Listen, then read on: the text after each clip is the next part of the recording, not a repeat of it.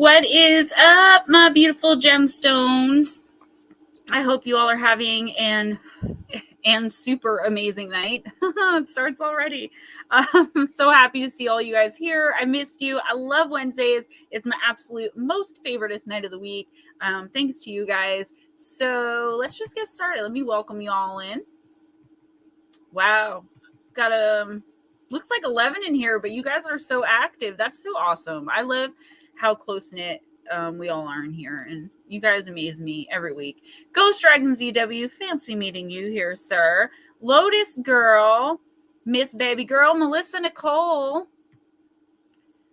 It's so cool, Lotus. The Moldavite necklace you got me. I'm going to talk about this necklace before we end tonight. Right now, it's like on fire, burning on the heart chakra over here. And I have the new mites, which actually burned me when I first touched it. I have them working together tonight. It brought out such emotion in me. I cried for about 45 minutes, and then I started getting sick, and all of this black stuff was coming out, which I recognized as attachments and negativity. So it worked pretty much immediately. I can't thank you enough. I think I'm addicted to it. I don't want to take it off. Like, I want it on me at all times. Seriously, thank you so much, guys. Look at that green, beautiful green color. Olive green. Oh my God. I love it. Melissa Nicole, Baby Girl, Ralph and Cassie Francis. Did someone say there's a party going on in Jersey? I'm always down. Yes, right here. Marie, my wifey for life. What's up, baby girl? Donna Messenger. Hi, mama. I just saw your message now. Yes, I'm streaming. I hope you can hang around tonight and get a reading. And I'm so glad you're feeling better. Chillin' Charlie. Hi, Ontario. Chilling on a boat. That is so cool. You guys just come in from wherever you are, and I really love it. Blue Crossroads and Shauna. And Edna. Hey, tribe. Watching your granddaughters be back in 15. Gotta love it. Gotta love it. Stephen Shaw. Hi. Julia Grubaugh. Julia, are you new? Let me know. I do not milk rodents. Yes, you do, Jarvis. Don't come in here spreading your lies. Gray Wolf Paranormal. Miss Lindsay. Hi, baby girl. Mike Roberts. What's up, sweetie poo? Madison Teague, so nice to see you again. The Bat Mom, kind of sleeping. That's okay. I like being in the background. Heather Nikki, oh hey. Paranormal Pixie, Miss Lara. Perfect Imperfection, hello again. Nut Slap, hooray! I wore a dress today to compliment Ghost Dragons because you guys got to see him. You just got to see him. D Ocean's Deep Woo. Always nice to see you guys. I love seeing the same names week after week after week. It makes me feel so good. Johnny Yuma. Lets me know I'm doing something right here, right? Let me bring him in. The man you all really came here to see. Mr. Ghostdragonzw. Hello, everybody. Check him out. Looks very dapper and debonair. I got a little big. It's a little tight. My arm's stretched. You don't have to do any aerobics or anything in here. You're good. Yeah, you want to see it ripped off. Me. We both definitely did that at the same time. Larry, hey, hi. Cisco Chance. Larry, I don't see Larry in here, but I see people saying hi to him. He's here. Larry, if you check your email, I just sent you how to use the Black Witch Salt that I made you and the tar water, the war water. If you guys know, last night Larry was on talking about his transformation and his spiritual awakening, kind of giving everyone hope. And he's going to come on in 2 weeks on the Tuesday night show because we're doing it bi-weekly now. Grandmaster UV, what's up, babe? And talk about some of his experiences and things like that. And now he's under spiritual attack. So send him love, send him light. And with all that being said, Ghost Dragons, if you don't have anything else, let's get started. No, let's get going. Hello, everybody. I haven't said hello to. Larry, just in case, if you need anything else, just message me or email me, okay, hon? Because I know sometimes, you have questions.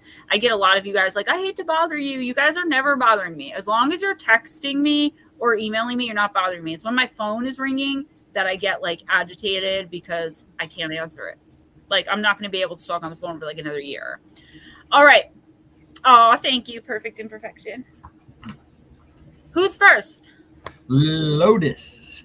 Lotus Girl says YouTube restart her chat. I can still see your early comments though, so it's got to be something on your end. Well, it's because it's your channel. All right, Lotus Girl. No new decks this week. Sorry, guys, but I do get paid tomorrow, so I should have something good for you. Let's do Seasons of the Witch.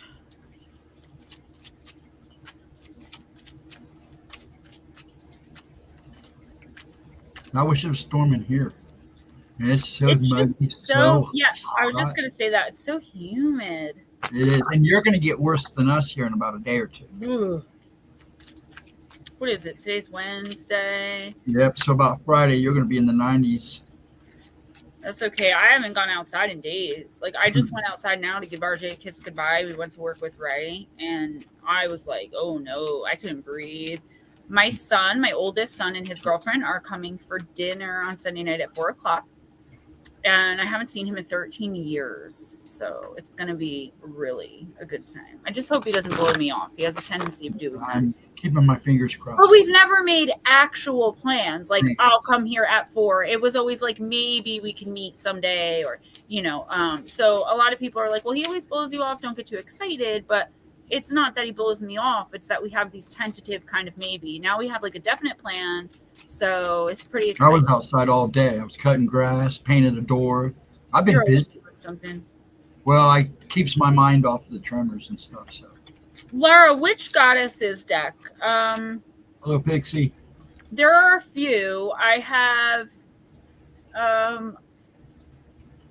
Hold on one second. Goddesses and Sirens, and I have one Dark Goddesses, but there's another Dark Goddesses coming out. There are like 5 decks that I want so bad, and they're not like abnormally expensive, but who knows when they're coming out. No, he has it. It seems like whenever he and Olivia are doing well, he really doesn't focus on music, which I think should be like the best time to do it. Oh yeah. I do not have the Egyptian goddess. Wait, is that what are you asked? Do you mean you have the Egyptian goddess one in the box? I'm sorry. Smartphones. Would you like one? Do you like the goddess deck? If you would you like one? Would you like yeah, one? I'm addicted to decks. Are you kidding me? I don't have that one. Oh my God. Her All and right. somebody else. Thank you. Like I said, I'm just gonna get a van and fill it up with cards and drive around. This card definitely wants to come out for you, Lotus. And I did flip it as I pulled it, which I don't normally do. So you got Broom, which is card number 8. And it says, what dreams may come from what you seek? Make room, make way. A clearing need be. Now, Lotus Girl, I have been telling you and everyone else but you this for a while. A broom or a besom can be found in any home for sweeping dirt and dust. However, a broom to a witch is more than a simple household tool. It holds a special significance and sweeps more than dust and dirt away. Brooms are often used to sweep away negative energy in a similar way to Native Americans burning white sage. It sweeps away the physical and invisible energies that have crept in from the outside world. This clearing of energy contributes to a witch's well-being. Clearing out the old and dusty, a witch makes space for the new. Sweeping out negative energy, a witch raises her vibration and therefore her strength. When the broom sweeps into your life, you are being guided to do some cleaning. Some things surrounding your current situation have been neglected. You need to clear out this dust of the past. This card can also mean clearing your aura. As healers, we tend to hold on to the energy of others for much longer than's necessary and needed. It's important to do regular purification rituals to keep your aura nice and tidy.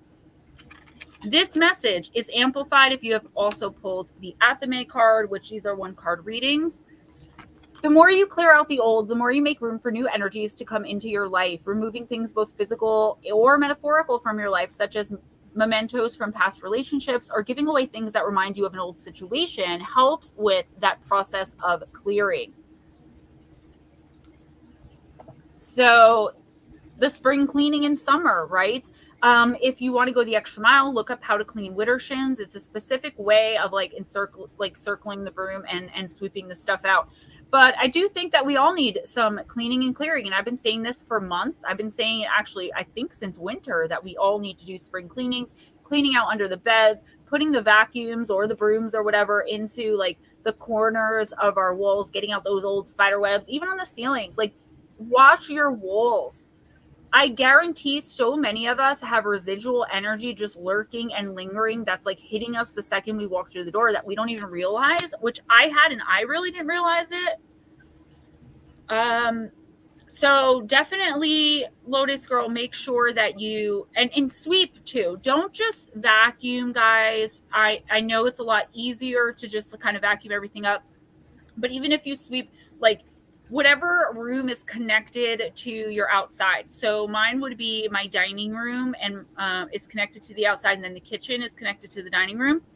So I would sweep the kitchen and the dining room and sweep it all outside, and then you can vacuum over it, right? Egyptian decor, that's interesting. I can imagine that it's got to be absolutely amazing. There's an Egyptian something or other deck that's about to be released, a brand new one on Amazon. It's not goddesses. It's something. I've got to look. They're all on my wish list. As soon as they come out, I'm getting them. Patty Mac, what is up? Some people snuck in there. Roger Blair, Dargo. Dargo, you should be getting your book really soon. I've got to look at exactly when. But should be getting trying that. to catch up. I fell behind, so I'm just trying to catch. I'm just saying hi. Who's next? Melissa. Melissa. Melissa Nicole, I'm going to use the witching hour.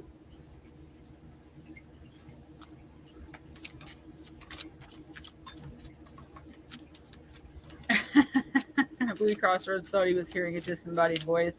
That reminds me, guys, if you don't know, now you know. I am filming on Saturday night to be on season 3 of Disembodied Voices on the Powerflix network, or streaming service, I guess it would be called. So I will keep you guys posted when I know when the episode's airing. But Steve Stockton is ringing in season 2 of Disembodied Voices with a double episode. And I believe, but don't quote me, it's premiering on August 7th. Yeah, Melissa Nicole, that's actually pretty true. You're usually way later. Hilton Whittlewood, hi. Don't worry about being quiet as long as we know you're here. Thank you. Thank you so much. And the woman was nice enough to offer to mentor me. No, it's not. Lotus Girl, that was my due date with RJ, August 6th. Yeah. Why did I not know that you're a Leo? Oh my God, girl, I had you pegged as the other fire's Aries I had you as, or a Sagittarius. For some reason, I didn't get Leo off you. Steph H, hi. After everyone, YouTube conspiracies. August 7th, Heather Nikki, that's my most recent ex-boyfriend's birthday. And guys, August 8th, the Lionsgate portal. People are saying like, oh, the Lionsgate portal opens on August 8th. It doesn't open on August 8th. It's at its most powerful on the 8th. It actually opens July 26th, and depending on what you go by, it closes either the 10th or the 12th. I usually say the 12th because I like to give time for the extra energy to disperse. But I'm going to try to talk about it more with you guys as, you know, in the next week or so when it opens. But if not, look up rituals specific to your sun and moon sign that you can do during the on the 8th. Cisco, I don't know. I haven't had enough time to really like talk and focus on you. I would say if I had to really pick, I would also get fire off you. Either that or you have a lot of earth and fire in your chart. Madison, I am a Pisces sun, but I'm a Libra moon and an Aries rising. All right, Melissa. 8808. That's interesting because that's the day the Lionsgate portal opens every year. I mean, not say I just did it too. Not opens, but fire. Yes. I don't know. I kind of feel that vibe. I do feel like if you checked your chart, you would have a lot of earth in there. Saggy, huh? Steph H3387. I'm 3-1. And we're actually considered the original Pisces. That first week of March, no offense to any other Pisces, obviously we're all Pisces, but that's like the height of the sign is the first week of March there. Virgo, Taurus, Gemini rising. Interesting. Okay, you got the barley moon, and it's the card of friendship, Melissa. Oh, thank you. That is my fairy. That looks actually very similar to the Fey realm that I was in the one time, which is what kind of drew me to it. All right. You're Sagittarius too. The only Sagittarius I know besides you guys is my dad, actually. And my dad has so much fire in his chart. All right, Melissa. So this is, I'm looking at friendship. Okay, there it is. The waning barley moon is a spectacular time for the deepest friendships in your life. Depicted upon this card are two best friends standing in a field of barley. As with any good sisterhood, they have a strong bond, and each of them can see the other's inner self, knowing and accepting who they really are. They have their arms draped over each other's shoulders to show support for the other in times to come. It is time to focus on your closest and most faithful friends. You may be in a current situation where you need help or advice from a friend. It may be that a close friend needs you there for them, to support them and help them through a difficult period. Call that special person and spend time with them. Consider where a state of mutual trust and support is needed in your or another's life, and either provide or gratefully receive that aid. So reaching out to friends when you need them, Melissa, and understanding that like everybody, like even if you think you have no one in the world, like everybody has somebody, right? If you think you have no one in the world, you guys have me, right? You can just email me. I'll give you my phone number and we can chat through text. But find the person that you feel you're closest to. It could be a long-term friendship, or it could be an actual sister. It doesn't even have to be a female. It could be a male. Whoever you feel closest to, who you're not in an intimate or romantic relationship with. That's who you're going to want to be reaching out to this week, okay? Because either something is happening in your life that you feel is like out of control, or I do feel it's on you, but I will give you the flip side, Melissa, that someone could be experiencing something really hard for them and they're going to reach out looking to you for support. But I do think it's you who needs to do the reaching out, at least for this week. Hey, Vixen girl. Ralph, if he's here, he might have had to bump out. Ralph, you here? I'll put you on hold if you don't answer. Melissa, Nicole, me too.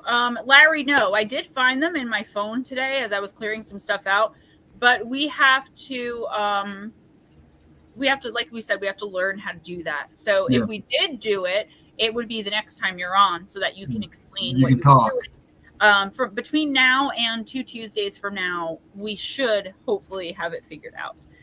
Okay. I'm going to put Ralph on hold. Perfect imperfection. Me too. I have Donna Messenger. Yes, you are connected, Miss Donna. She is my real life friend that I go and visit at her house, and she knows RJ. And I recently met Blue Heron in person while I was visiting my mom because she lives kind of close to there. But as far as like people that I reach out to, it's usually you guys. A lot of you guys I'll text if I, like Lotus Girl or Sweetly Morbid Bear. A lot of you, actually. Mike, obviously, Ghostdragonzw, Steve Stockton. I'm sorry, who's next? We're going to go with Ralph, but he hasn't answered. He might have bumped out. So, Mary. Let's use Dylan Waits.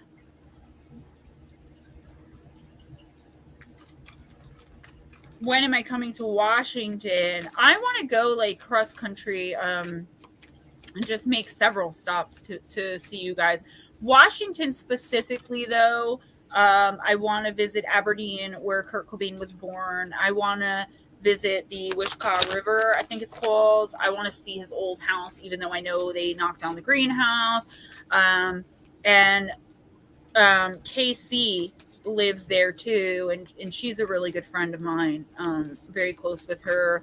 I got to make a stop in Tennessee to see Blue Crossroads, Shauna, and Tennille.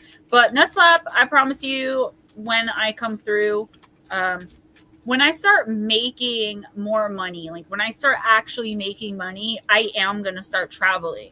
My little guy will be with me. But all right, Marie, you got Rapunzel. Somebody got her last time.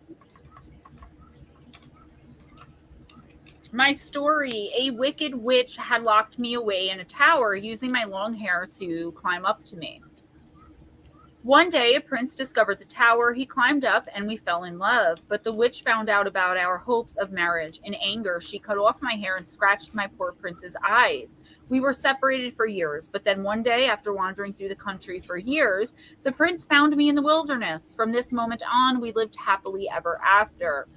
My message: you have locked yourself in an ivory tower, which in a way is fine, since by doing so, you've learned to grow self-sufficient. However, the moment has come for you to get out of this protective yet limited cocoon.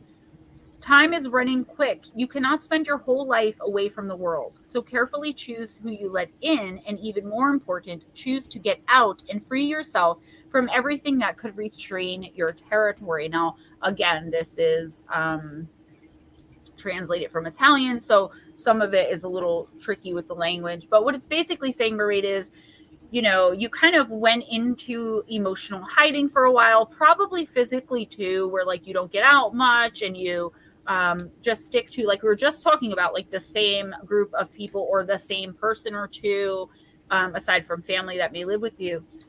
What this is saying is, it's great that you did that, because you learned so much. You learned self-sufficiency, you learned independence, whatever else you personally learned.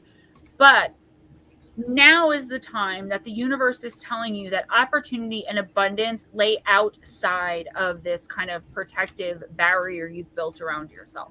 This doesn't mean don't protect yourself or guard yourself to a point when you go out or when you reach out to people or when people reach out to you. Use your discernment.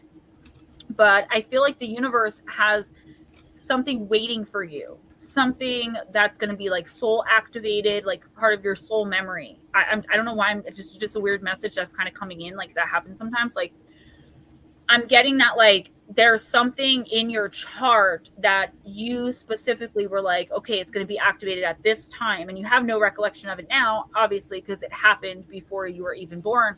But that there's something coming, Marie, for you. It's abundant and it's beautiful and it's lovely, but it can't get to you with you just kind of staying in your own zone all of this time. The universe is saying, at the very least, you have to get out and start doing things and meeting people, because there's an opportunity that there hasn't even been a way for it to present itself, because you've built up such an amazing, impenetrable wall. Crowley, what's up, boo? Who's next? Chris, who else? All right, Chris, I'm going to use the Halloween Oracle. I kind of pulled out all our favorites this week. If we have time, I may ask for one. Very good. Marie says, Gemma Jade, fantastic reading and is very relevant. Thank you. You're very welcome. Crowley, we may need you to come in and show us how to put pictures up on the screen. Not tonight, but I'm having Larry back as a guest in 2 weeks, and I have pictures that he actually caught of what we believe is a fey creature, but you're the one who put the pictures up last time. My hair, I need a haircut so bad. It's just like so like, it's so humid today. I'm gonna listen to Collier too much. Oh, by the way, I loved all of the thank yous from you guys for the books that I signed. Melissa, I really liked yours. I love the effort you put into it too. It was so cute. It was very surprising, and it caught me off guard because I had forgotten that I had done that. So when I saw it, I was like, oh yeah, that's right. Here we go, guys. Jarvis, starting off with the owls. You got the card of Dawn. The light after the darkness.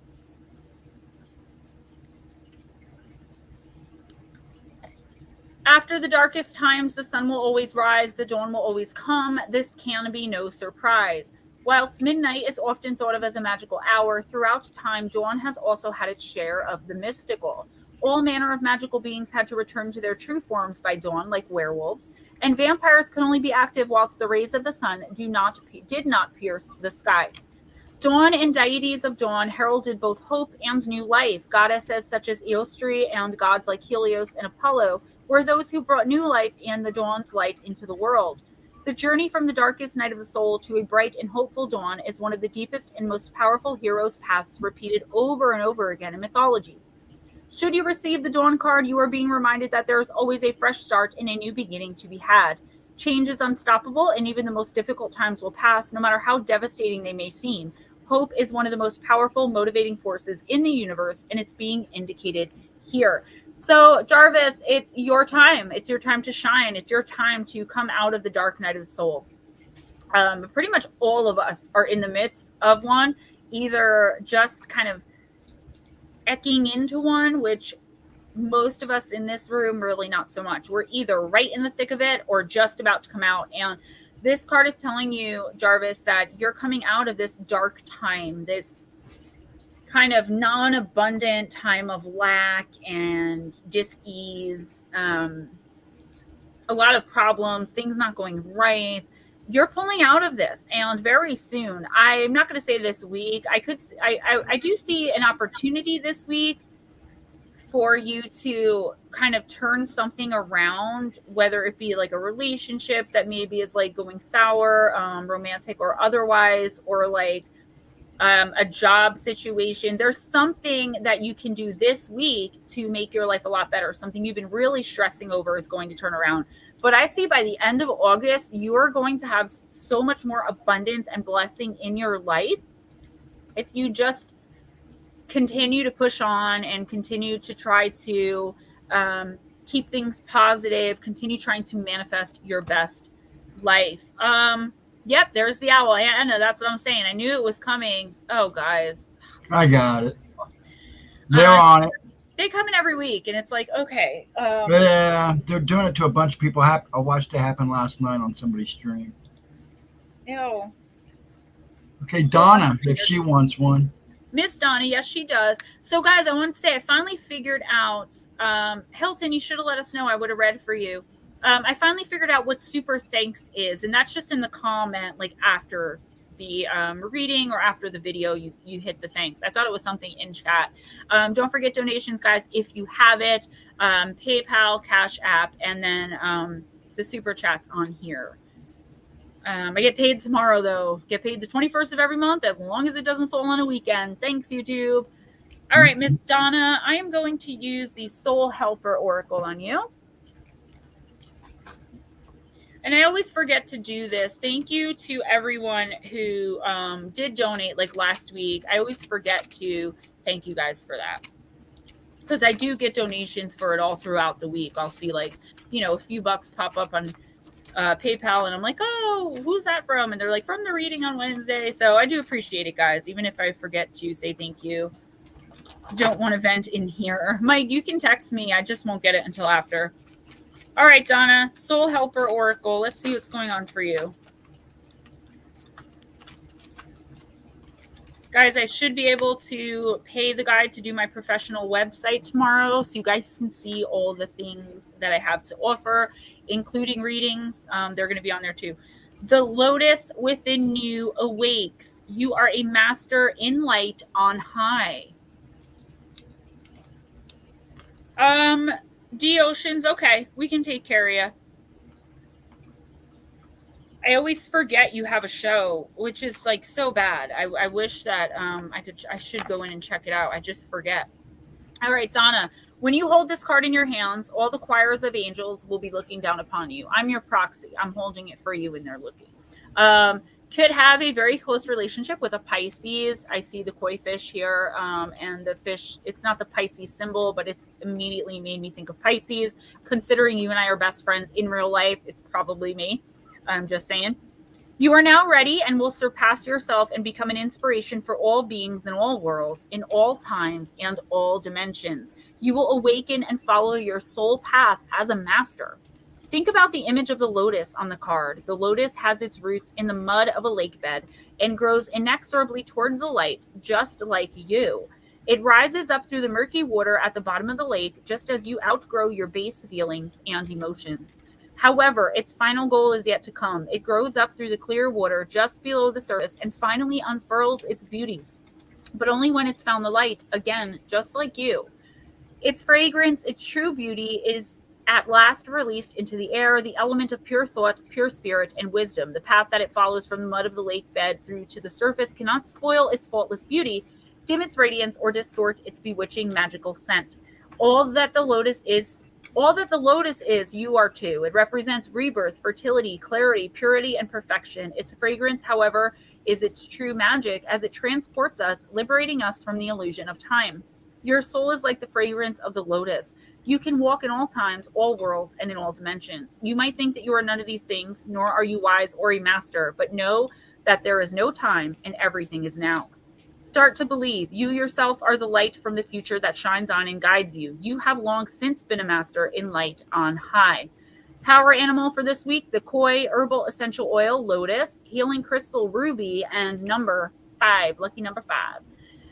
Donna, what this is saying, hi Tewaz, what this is saying, Donna, is basically that you have all the answers, okay? You have the answers to whatever issues you may be facing. Like, I don't know, I won't mention any actual problems, like lifelong friends and people who have used you your entire life and you've allowed them to because you're empathic and care for people, continuously trying to use you in your adult life and not letting me do anything about it.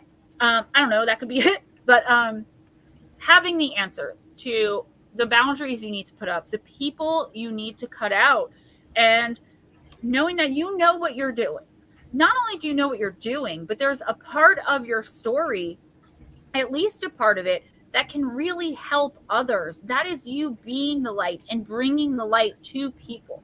The universe wants you to get out and to start interacting, to start giving your testimony, telling your story.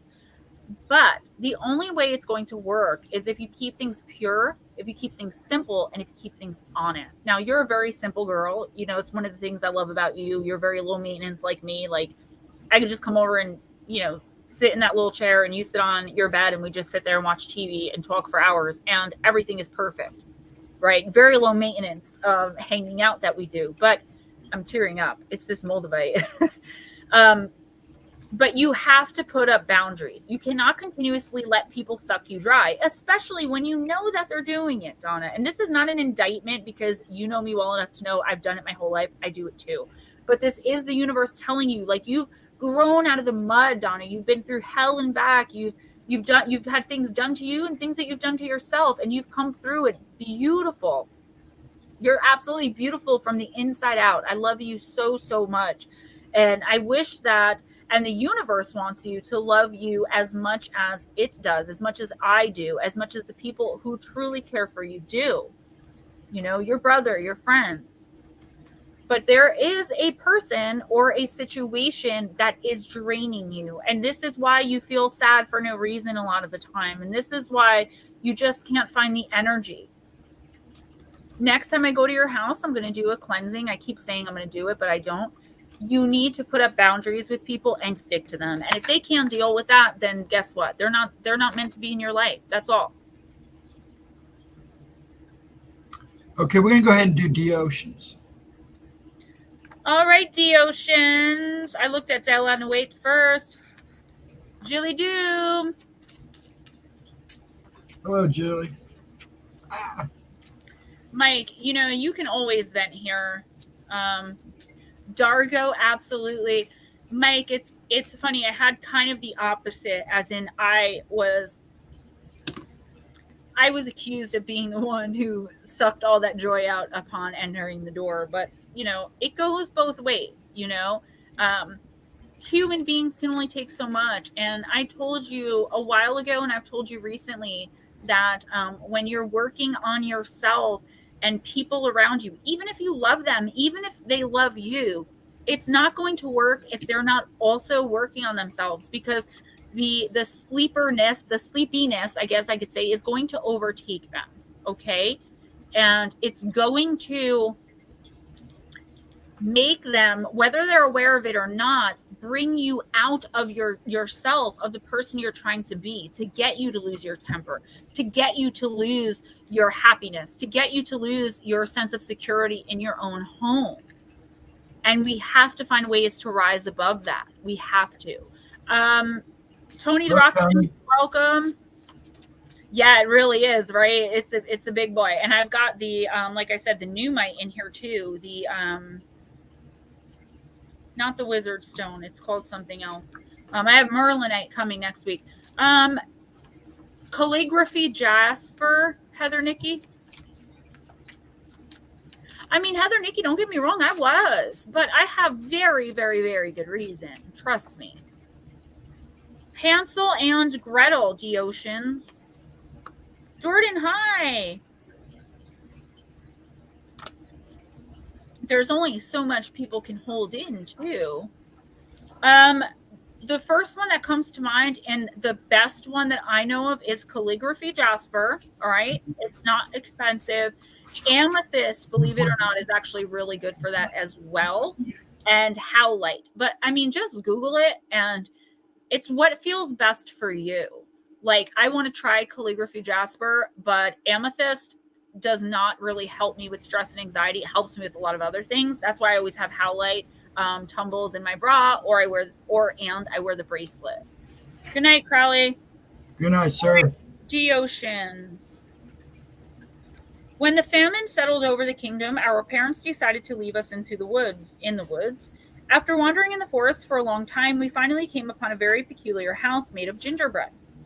There lived a witch who trapped us and fed us so we could get fat enough to become a good meal for her. One day we managed to throw her into the oven, and we put our hands on her treasures that we brought home. This was my favorite story in the whole world, and if I had it my way, I would have named at least one of my boys Hansel. Okay. Cleverness and solidarity are required. You have to be smart and cunning, for you're in the middle of a tricky situation. But you also have to rely on others, for you'll need all the support you can get. Union is the key. 4 hands are better than 2. 2 brains are better than 1. Being not alone can be your strength on this matter. So find your right partner, and together throw the ugly witches away. Oceans, this is pretty deep, because it's saying, like, you have to really be discerning right now. Heather Nikki, yeah, I really, really do recommend it. And if you're feeling that way, immediately, for sure. I've worked with it before. I just don't have any right now. So you have to be discerning, because the universe does not want you to go through whatever this is alone. But I feel like there's someone close to you who normally you would go to for something like this. That's like the actual problem. Whether you understand what I'm talking about or not, you will by the end of the week. Hopefully you do, so you can get right on it. Like the card said, two brains are better than 1. 4 hands are better than 2. Find your partner in this, your little partner in crime or whatever you're doing, and figure out a solution to the situation. We always want to think of our problems by way of like solution based, right? So thinking in a solution mentality. I don't know how many times I can say solution. Not dwelling on the problem itself, but trying to figure out how to fix it. And I feel like you are going to need someone that you trust this week to help you do that with whatever you're going through. John, you still here? Dargo, that's interesting, because I have Merlinite coming in a charm, a necklace charm form, and Rainbow Moonstone. My Rainbow Moonstone should be here, actually. Maybe on break, I'll go check. Okay, Chillin, did you leave? I'll put you on hold just in case you come back. When you show up while we're talking, go ahead and do Blue Crossroads and Shauna. I'll do Shauna first. And I'm going to use the Myths and Mermaids deck. You timed that just right. You just came in from taking the dogs out. Labradorite sphere. I have quite a few spheres. I have smaller ones. I have one really big obsidian one. I have one really big blue apatite, or some people call it apatite. D-Oceans, it should.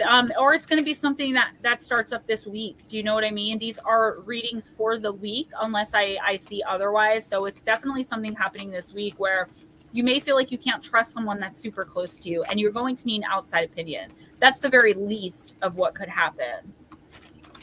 Moonstone and sunstones together. That's a great combination. I'm going to be selling these types of bracelets. I just have to get pricing down because I'm buying the actual beads, like not anything factory made. So some are like more expensive than others, you know. I want to try to keep them at 20 bucks or below, but like blue sea sediment jasper is like 19 bucks for a bracelet's worth. So what I would do there is charge like 25 so that it would cover shipping and I can make like $3. I'm not trying to make a ton of money. You know what I mean, guys? I just want to make enough to live off of, but it's more important for me to help people.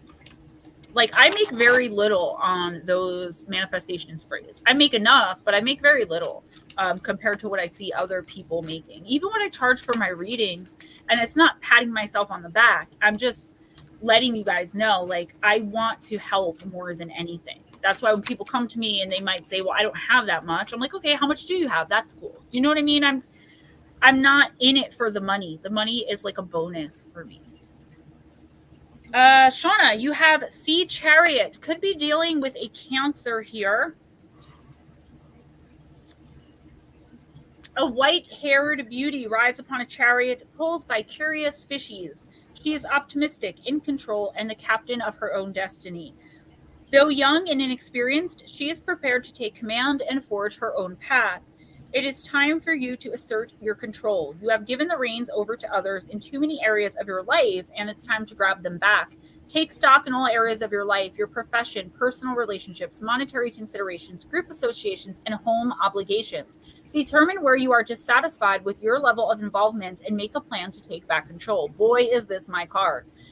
It is perfectly acceptable and desirable to trust others to help you with some aspects of your life, but it's up to you and you alone to make sure this quote-unquote help does not turn into total dependence. You are the sole captain of your ship. You need to be at the helm when and where it matters most. The antithesis is stepping back with grace, but I don't think you're being overly controlling. I do feel like, Mike, you're so sweet. I do feel like there are some things, I don't know if you've really relinquished control, quote unquote, right? But I feel like Aquamarine's my birthstone. I feel like you kind of needed the help really bad at one point where like maybe you weren't able to accomplish all of your work by the deadline, or you weren't able to fully clean your house, but now it's like this other person feels entitled to step in and start trying to make other decisions. Like just say you had a baby and you had to hire a nanny because you were going through postpartum depression, right? This is not your case. I'm using it as an example. And now you're feeling much better. The baby's 3 months old and the nanny took care of the baby most of the time, you know, during the day while you were doing whatever you needed to do. And if you were feeling kind of not up to it. So now you're like, okay, you only have to come 2 days a week so I can get some work done. And the nanny starts showing up her usual 4 days a week. Like, well, this is my job. You haven't done it the past 3 months. Like somebody really overstepping because they feel entitled because you asked them for help before. If you know this kind of person, stop it right now. Cut it off. You know, what did they say? Cut it off at the helm, cut it off at the head, I don't know how that saying goes. Just cut it out right now. Take the reins back. And if you feel like you need some help, hand it over this time, but be more discerning with who you allow to help you. Because I do feel like some people may be looking at you as though you're weak in some way. I don't know why I'm getting that. It's time to show them what's up and show them who you really are, what and who they're really dealing with.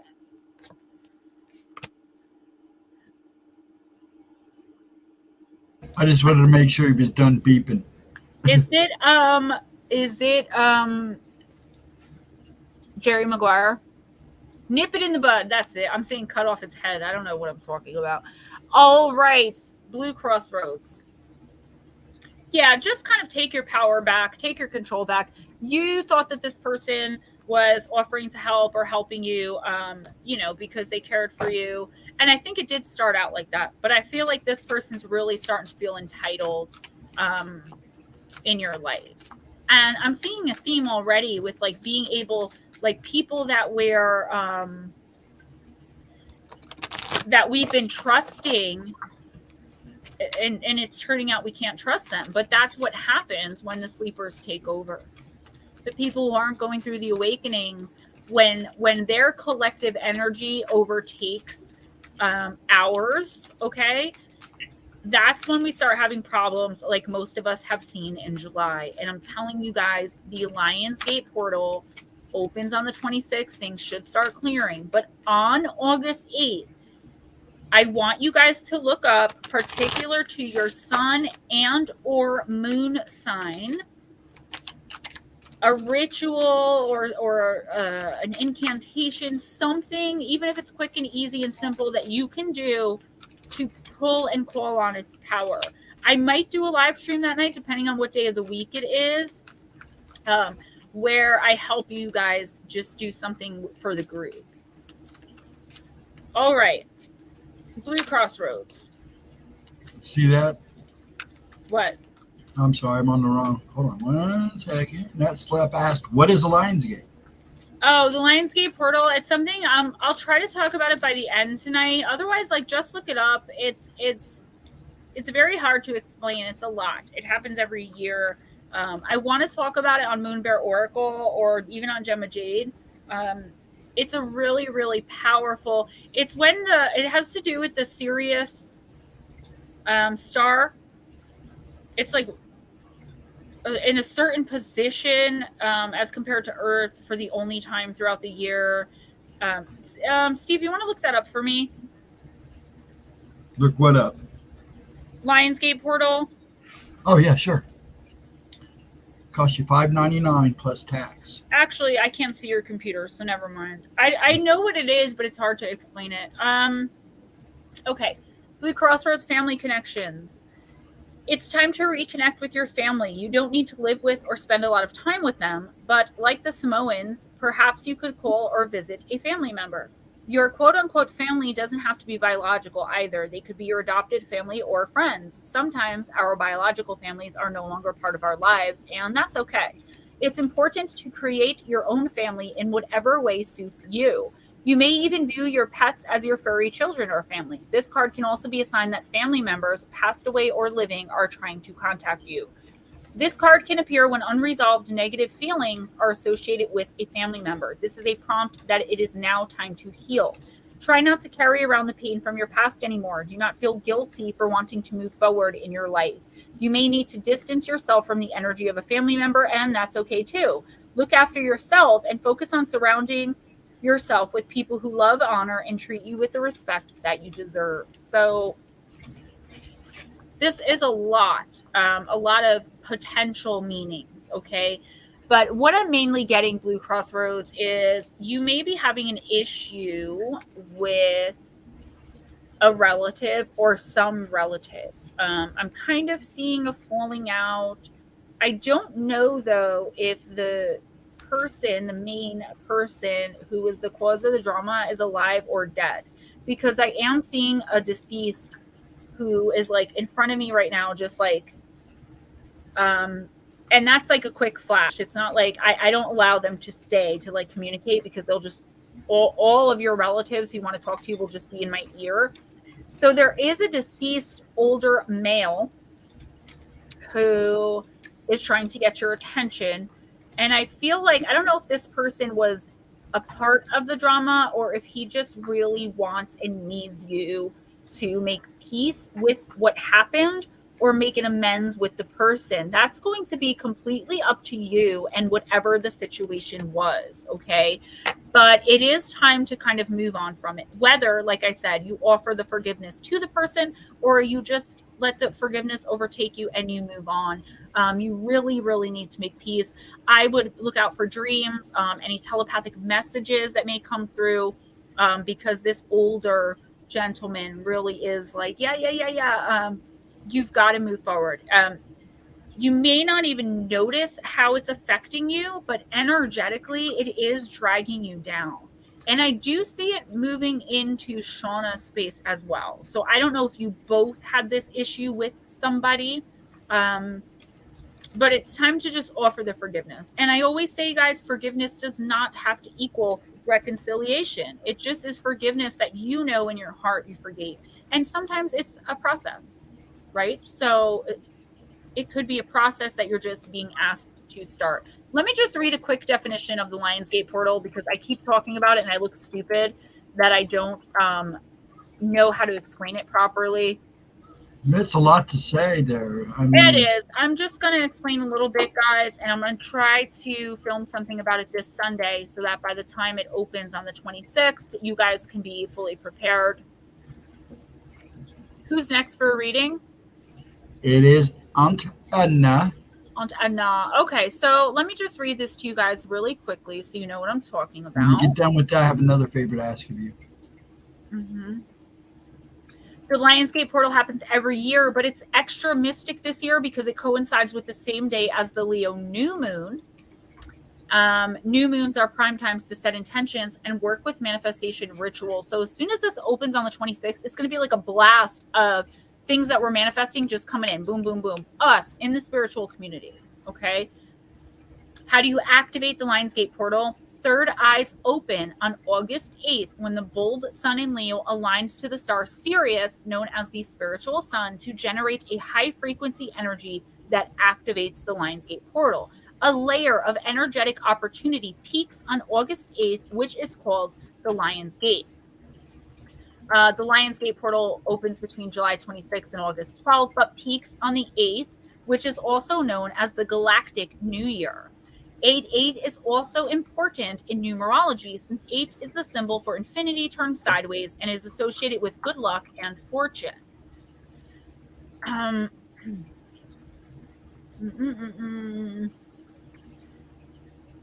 And you guys know the new moon is time for planting seeds of intention, new ideas, starting new projects. And you can look up, like I said, some activation techniques suitable to your specific sun and moon sign. You could use your rising sign too, but I always associate Lionsgate portal with moon sign actually, but some people don't even know what that is. And I'm going to use the energy. Wait 1 second. Oracle. What up? Give Mike a wrench. Oh, why does Mike not have a wrench? I'm slowly sneaking people in as they. And why can't you give him one? I don't think I can. I don't know how. Oh, you got to do it. You got to do it from YouTube. Hold on a second. We'll get this taken care of here.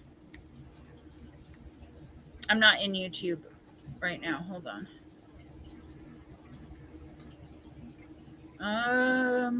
Okay. So how we have to do it is come in YouTube, click on the 3 little buttons next to his name and go all the way to the bottom and hit add moderator. All right. And enough. I can't do that. Oh. Yes, you can. No, it wouldn't let me on YouTube. That's weird because you're in as a host. On YouTube? Really? It wouldn't let me do it. It just says report and all that fun stuff. That's on StreamYard.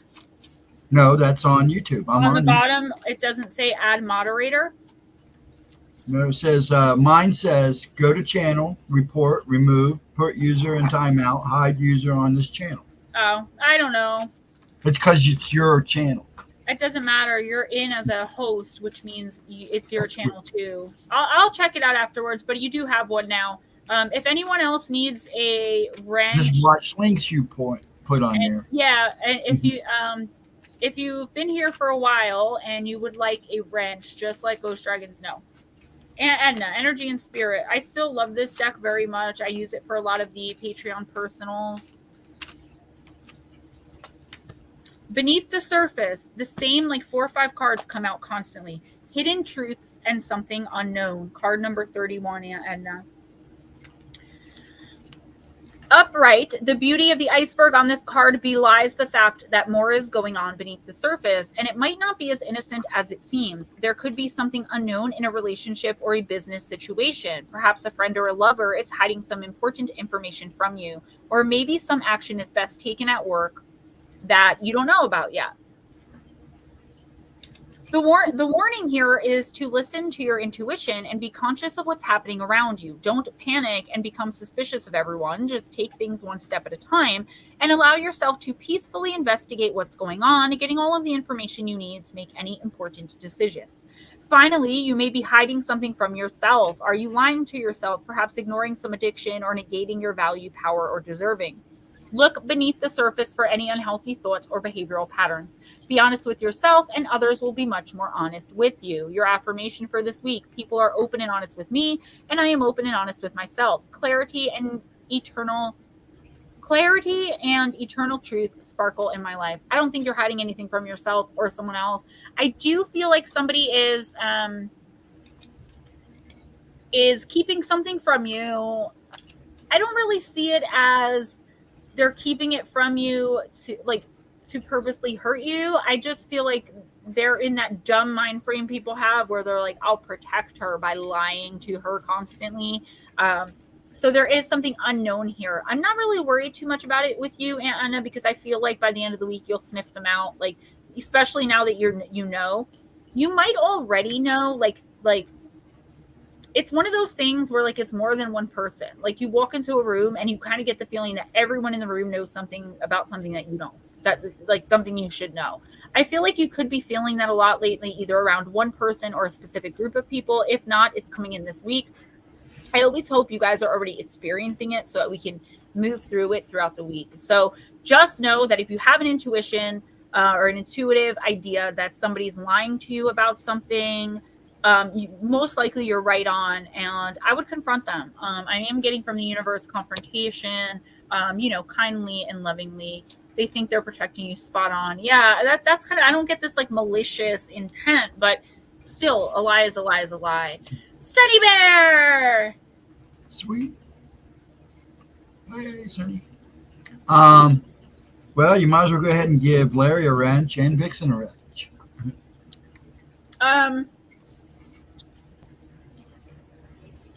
Yeah, and one, I'm really sorry to hear that. And two, that's up to you if you want to confront him. I am getting from the universe that, maybe you should. And like I said, confront with love, because especially if it's something like that. Do you know what I mean? Like if it's something like he's trying to protect you, I feel like the universe is saying like he could need your help and not even like realize, so go to him with love, offer him help the best that you can, but don't accept him lying to you like that for any reason, especially when you probably could be of assistance. Going to the beach talk then. Yeah, and good luck with that. Autumn Young, welcome. Okay. 1 second. Steve Shaw, are you still here? If not, do Sunny, because he's working on his trunk. That way he can sit here real quick and hear his... All right, my Sunny Bear. Sunny, I'm going to... I'm going to use the Victoria Francis Oracle.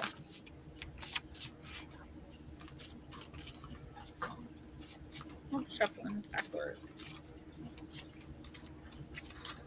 Guys, these crystals are just like massively working right now. I can't wait to do yoga with them. I tape them onto my body when I do yoga.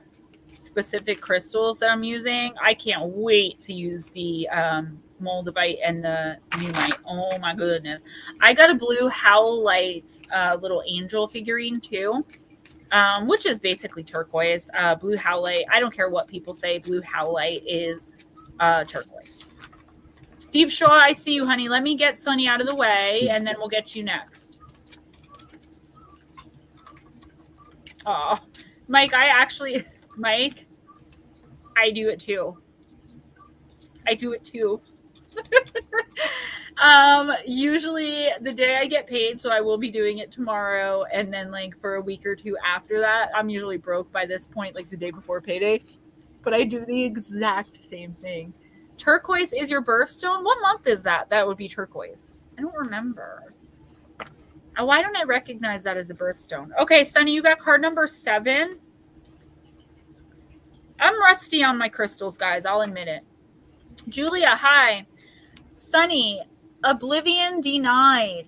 When you recognize that beauty is within, your sense of self-worth becomes more confident and stronger. Through these murky waters, the tree represents strength. The need to hold on to some sort of stability is important now, maybe because there have been many changes of late. If you've been through recent emotional turmoil, then allow yourself to be supported by those who can help you be strong, even if it is just a kind word from someone who cares.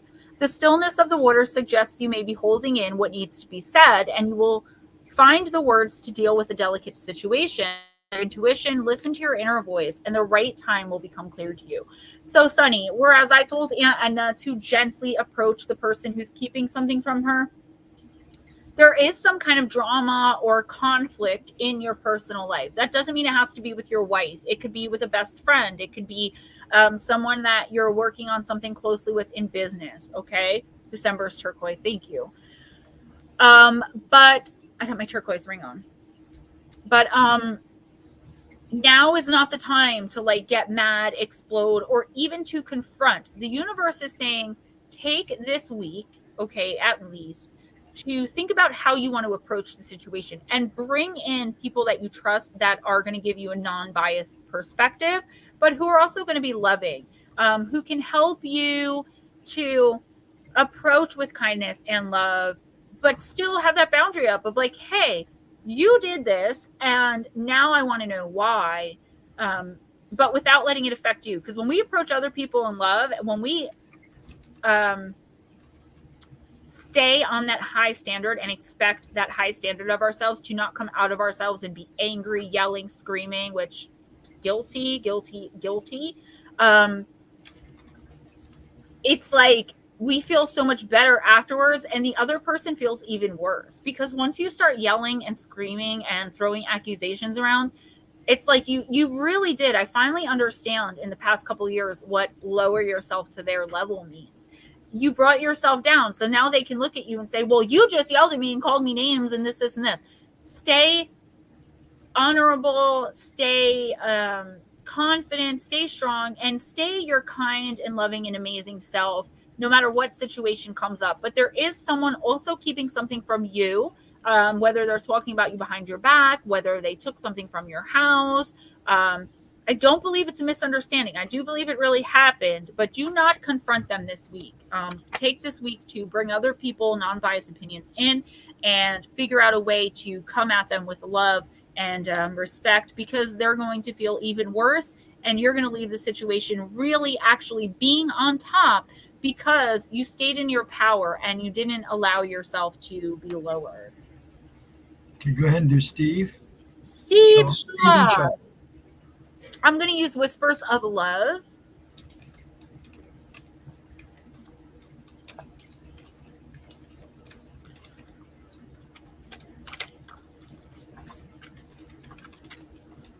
Mother! I meant to tell you she was here. Hello, my dearest. I got caught up in typing.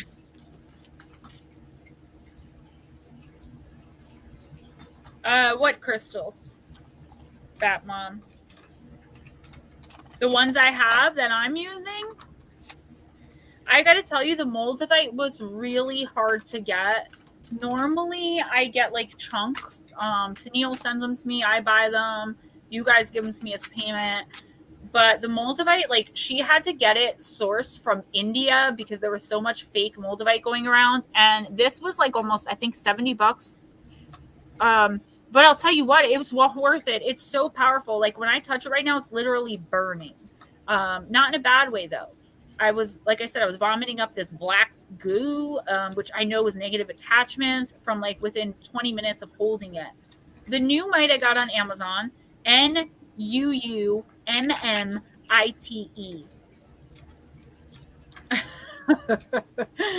Heather, you're so funny.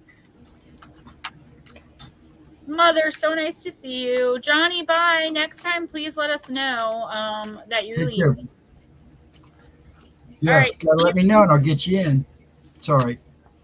That's okay. Blue topaz. Yeah.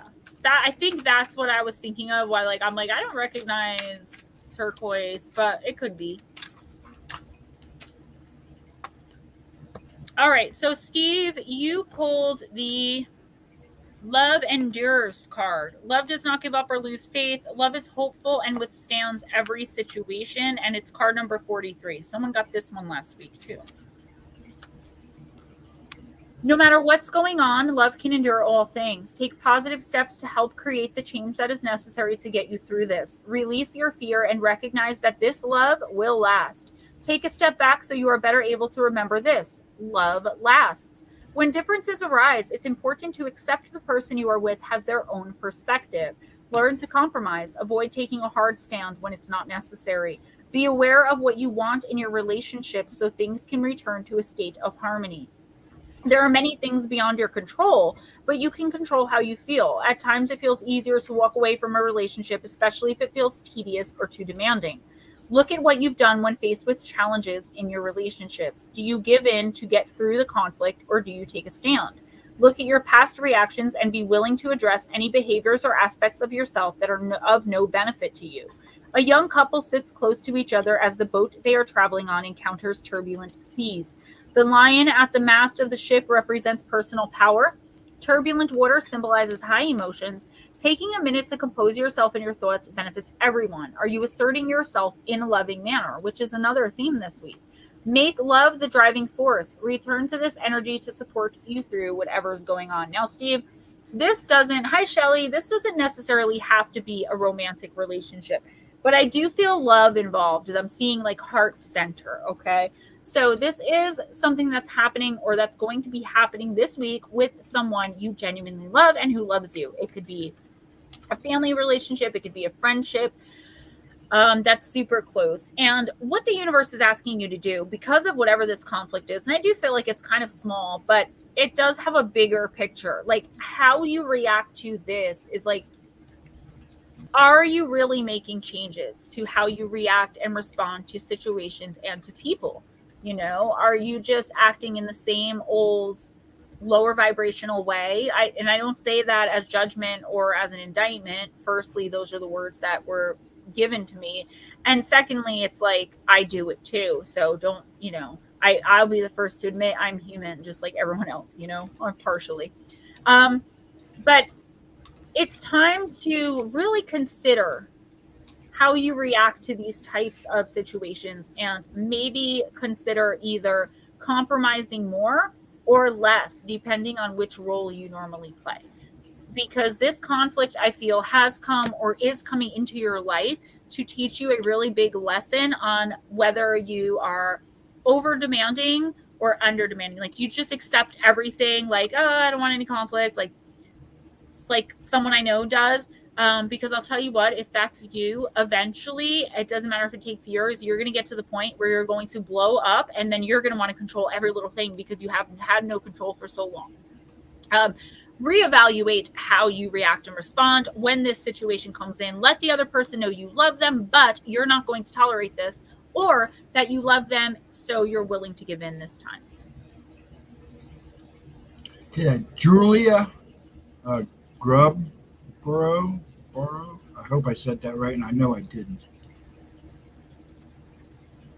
What's wrong?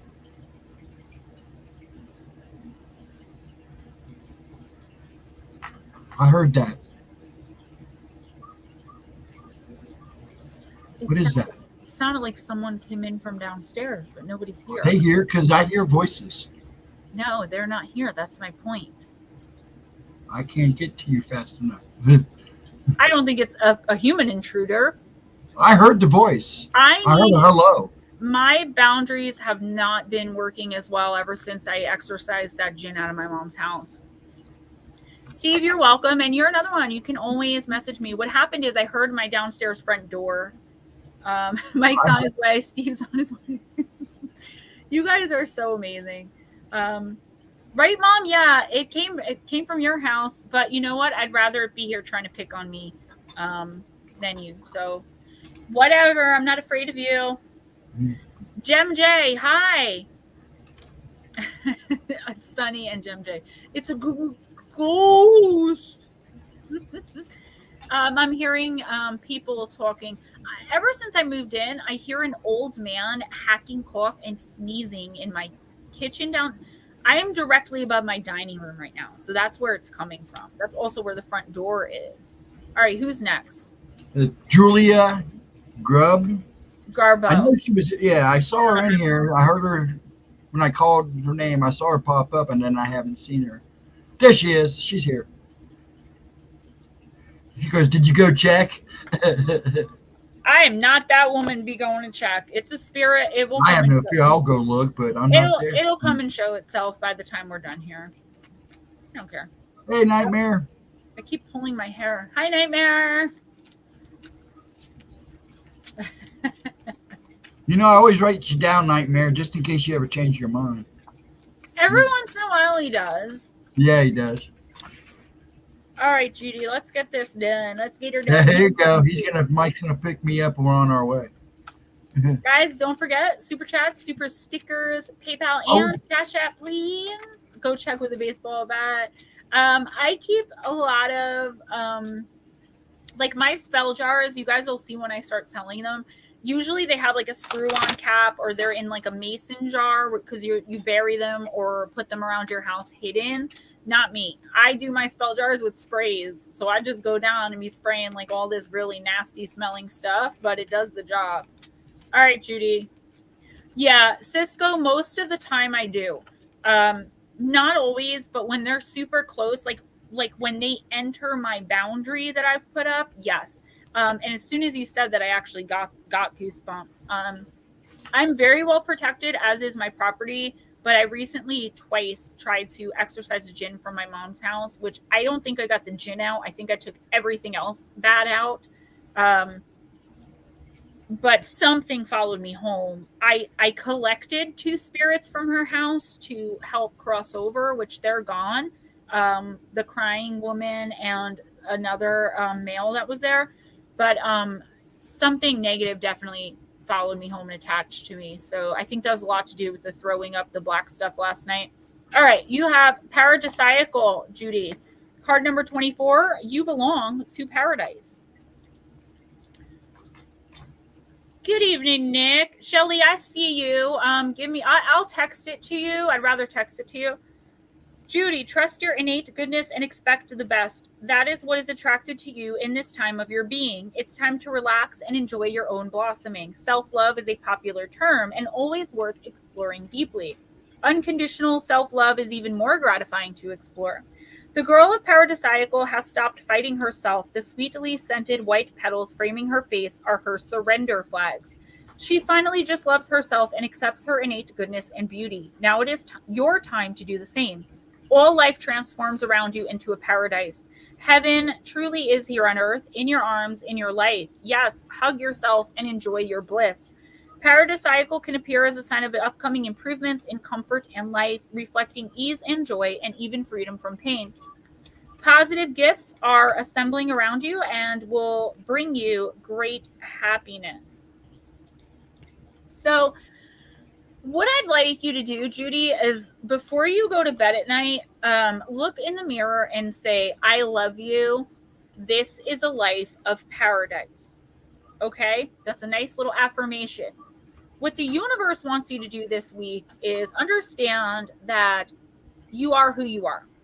If you're not working on you, it's time to get started. But if you have been working on you in one way or another, even just baby steps, trying to work with crystals to diminish anger, or you okay?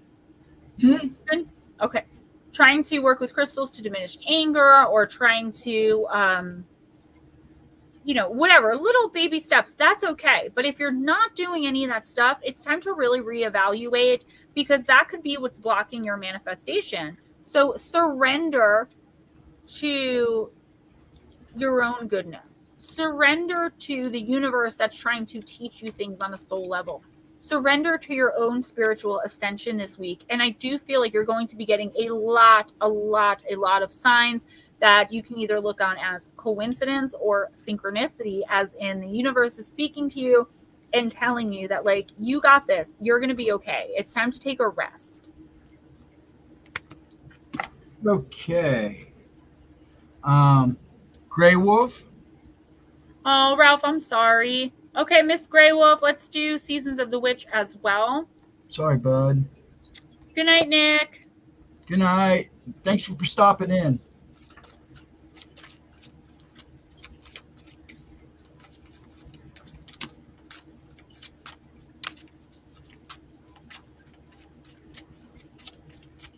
Shh, she's concentrating. Hey, look at private chat. It's important. All right, Miss Lindsay. Oh, that almost jumped out of my hands. You got the card of the pumpkin.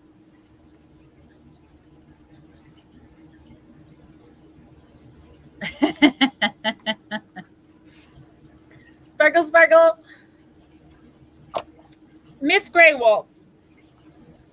Card number 30 is the card of the pumpkin. Uncaging the spirit within thou, the fertile power you hold. To taste your buttery velvet upon tongue is a gift. I shall cherish each day that comes. Okay. Pumpkins have been a tradition for Samhain or Samhain for hundreds and hundreds of years. Jack-o'-lanterns were carved to scare away the ghosts and goblins that were said to roam the streets on Samhain. Carving jack-o'-lanterns originally began with a variety of root vegetables, from turnips to potatoes. Pumpkins became the preferred method for the abundance of space for carving, and there is always plenty left over to fashion into dinner and desserts or even drinks. The pumpkin is more than a scare tool. The pumpkin is more than a mere scare tool for the witch, however. It is a symbol of protection, fertility, and abundance. The pumpkin represents the power of the womb, so it's no surprise that its color corresponds with the color of the sacral chakra. And its size is a symbol of prosperity and having enough to go around. You have pulled pumpkin today because you are protected and safe from all harm. There is a presence around you keeping the scary things away from your front door. You can rest easy knowing that your back is guarded. This card can also mean taking some steps to keep negative people out of your life. You may need to reduce the amount of time you spend in some relationships or set firm boundaries. Doing so will allow you to put your energy where it is most needed. I've been talking for how long? 8 months now? A year, 18 months about putting up boundaries, stepping into our power, and sticking to them, right? It is a hard thing to do, especially for empaths, which most, if not all of us, are. Whether you agree with that or not, I'm telling you guys, I connect with your energy. We're all empaths, okay? Every single one of us that are in here right now is an empath. Nightmare, you too. Whether you get readings or not, you are. Some to varying degrees. I mean, all human beings feel empathy, right? So what this is saying is you're protected divinely for this week. And I actually am getting, my hair is driving me nuts. I'm actually getting through October. Normally, like pumpkin, Halloween, it doesn't necessarily mean anything going on in the autumn or October, but Grey Wolf, for you, I'm getting that like someone else is putting protective guards around you, and or you're doing it yourself. So I feel like there could be things that you may, feel like doing where you can do extra protection, like the stuff I'm going to be selling, like Black Witch's Salt, Holy Tar Water, Uncrossing Spray. I make all that stuff homemade, guys. But you can find it on Amazon if you want to do that. I feel like your issue now, Lindsay, is going to be rude and negative people. You're protected from spirit by the universe and by some other witch or wizard or somebody that you know and that you're close to that's putting these shields up for you. But it's like the people you got to watch now. And there's plenty of ways that you can very easily stop other people. Like if you have to, absolutely must bring these people into your home, there are things you can do to stop any of their attachments from attaching to you, or that can stop. Honestly, I have things that you can do, and I've watched it happen, and it's hilarious, where they'll stop right at your door. and they will not want to come in. I don't know. So I feel like just keep a watch out for the people around you and the attachments they have that they may be bringing into your home specifically. I'm getting your home and your personal space. Ann Palmer, welcome. Hey, Ann, long time no see. Mom, we're gonna go ahead and do Mom if she's still hiding in there somewhere. Guys, thank you so much for always letting me know how these resonate. All right, Mother. Then we can go back to Ralph and Cassie. Mom. Thank you, Gray. Oh, Lindsay, thank you so much. I do appreciate that very, very much. Mother, I am going to use... What do I have here? I'm trying to find... There was one I really wanted to pull out for her. All right. Let's do the Divine Circus for Mom.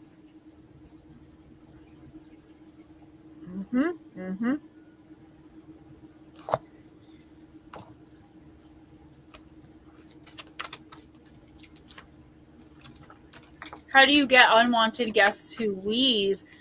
Besides just asking them, there are plenty of little incantations you can use. There are plenty of little charms you can use that will get them to not want to enter, or that will get them feeling so uncomfortable. Carl, hi! In the energy of your house, that they would just feel uncomfortable in their own skin being around you. But, you know, like I said, there's incantations, there's things you can spray, there's certain essential oils that will push people out. I burned some the other day that was bothering people that I know. All right, Mom, you got the Duke of Shadows, card number 14. I love this card. It's just so awesome looking. Like, it would be a cool tattoo. Cunningly clever am I, helping you discern the truth from a lie. I remind you that half-truths may seem to be whole, yet in the shadows is information yet to be known. When the time is right, the light shall be bright, and confusion will give way to understanding. The Duke of Shadows brings you an invitation to patience, Mother. It is a cautionary card, not to inspire concern, but rather to inspire curiosity. There is more to a situation, person, opportunity, or even an apparent absence of activity or success than meets the eye. You could imagine it being like the universe has another card up its sleeve and is yet to show its full hand. The Duke of Shadows indicates that a process has been set in motion but is under the radar of your awareness. Something is happening, even if that doesn't appear to be the case.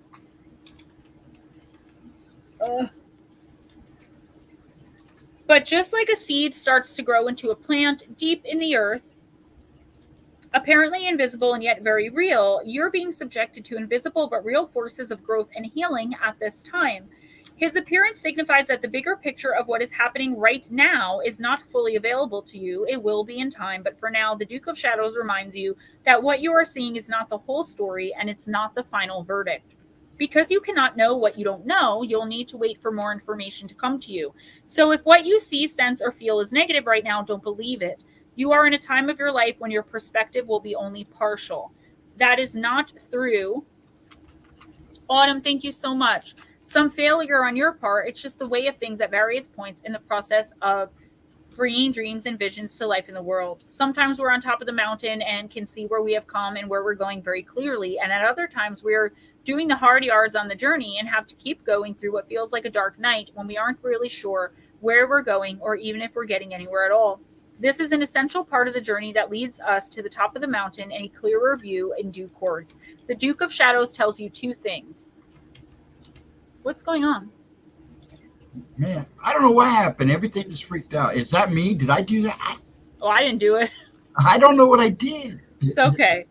The Duke of Shadows tells you two things, Mom. Firstly, if you feel like this, keep going because your perspective will soon become a happier and more informed one. Secondly, don't take things at face value at the moment. Things are going to shift and change, and there will be a surprising twist in your life. Though you don't see it coming, another piece of your life puzzle is going to reveal itself soon. It will help solve a difficulty or question you have been holding in your heart.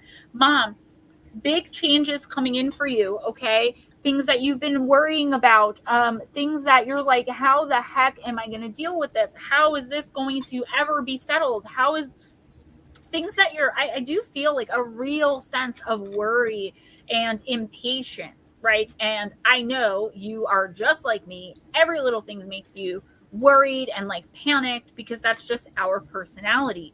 What this card's telling you, Mother, is that there is what you think is happening right now, like this negative stuff, like things not coming through for you or like not getting straight answers from people, that's happening for a reason. I wouldn't say this week, Mom, but in the next month or so, I do feel like things are changing. People that might have told you no before are now telling you yes. So keep trying, whatever the case may be. If you apply for medical insurance, say, and you were denied because of A, B, and C, try again next month is kind of what this message is. Like, there's a reason for this because there are lessons that your soul and you have to learn. But it's not a permanent thing. You feel like you're having a string in a run of bad luck, but what's actually happening is the universe is moving all these little chess pieces around to make sure that you're the one who ends up winning in the end. And very soon, too. I feel like by the end of August, there's going to be a major turnaround in something that's really worrying you. Like right now, it feels like this is a disaster, whatever this is, but that's not actually the case. Smoochie, hi. Okay, you're going to do Ralph, then Mike. All right. So, Ralph, I'm going to use the wisdom of the House of Night.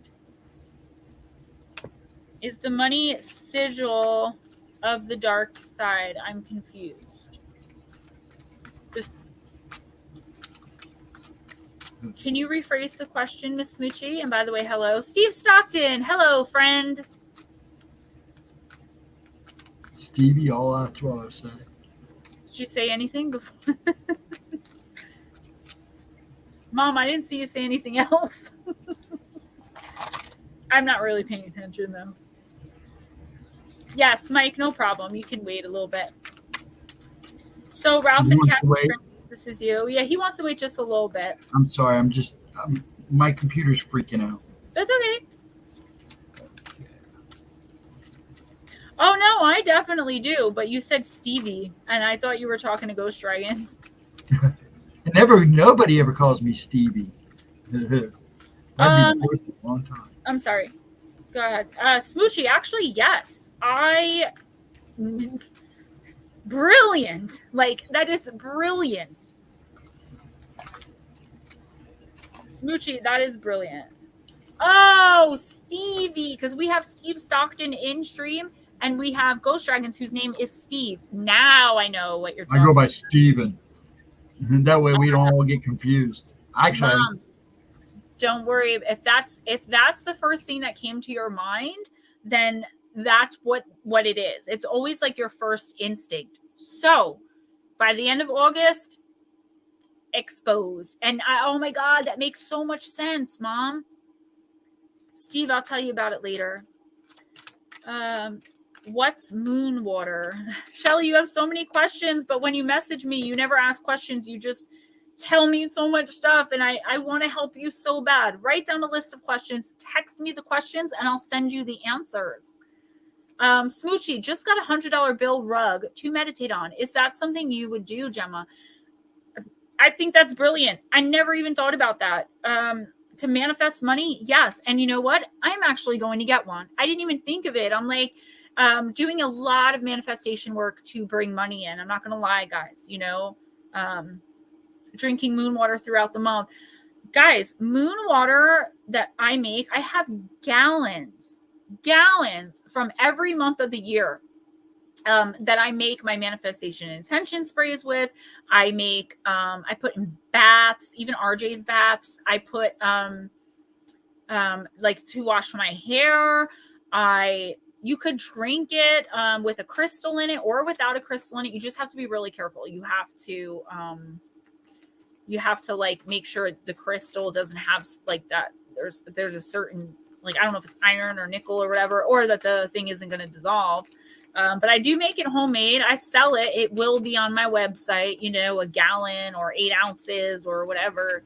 I can't wait to get that website up. Taiwaz, thank you. And I'm trying to manifest it because I don't, like I tell you guys all the time, I try to be as reasonable as I possibly can with pricing for things, because I don't want to be that person that's like, oh, I need to make money, so I'm going to charge $40 for a $6 bracelet. Do you know what I mean? Like, I just can't do that. Like, even the manifestation and intention sprays, I make like $5, but I want you guys to have it.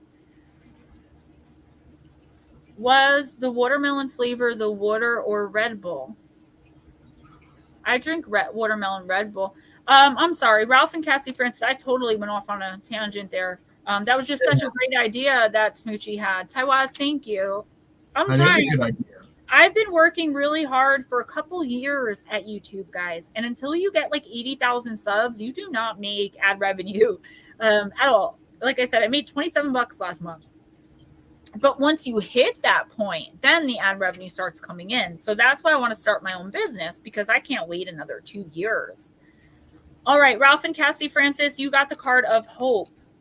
$100 bill throw blanket. So you have to surround yourself with that. That's like making the poster board or whatever. You put all little pictures of the things that you want, words like money. Mike and I were talking about that the other day. All right, Ralph and Cassie Francis, when you choose the symbol of hope, know that no matter what temporary setbacks there may be in your life, now light will return again. When the moon is hidden in the darkest forest, it is hard to see your next step, and it's easy to give in to the fear that there will never be safety or light again. I'm here to guide you when you have lost your way, whispering to you to maintain faith that good things will come your way once more. Take 1 step toward your dream. I will take 2 steps toward you to help you achieve it. Have hope, and only good will come of it. Who got this last week?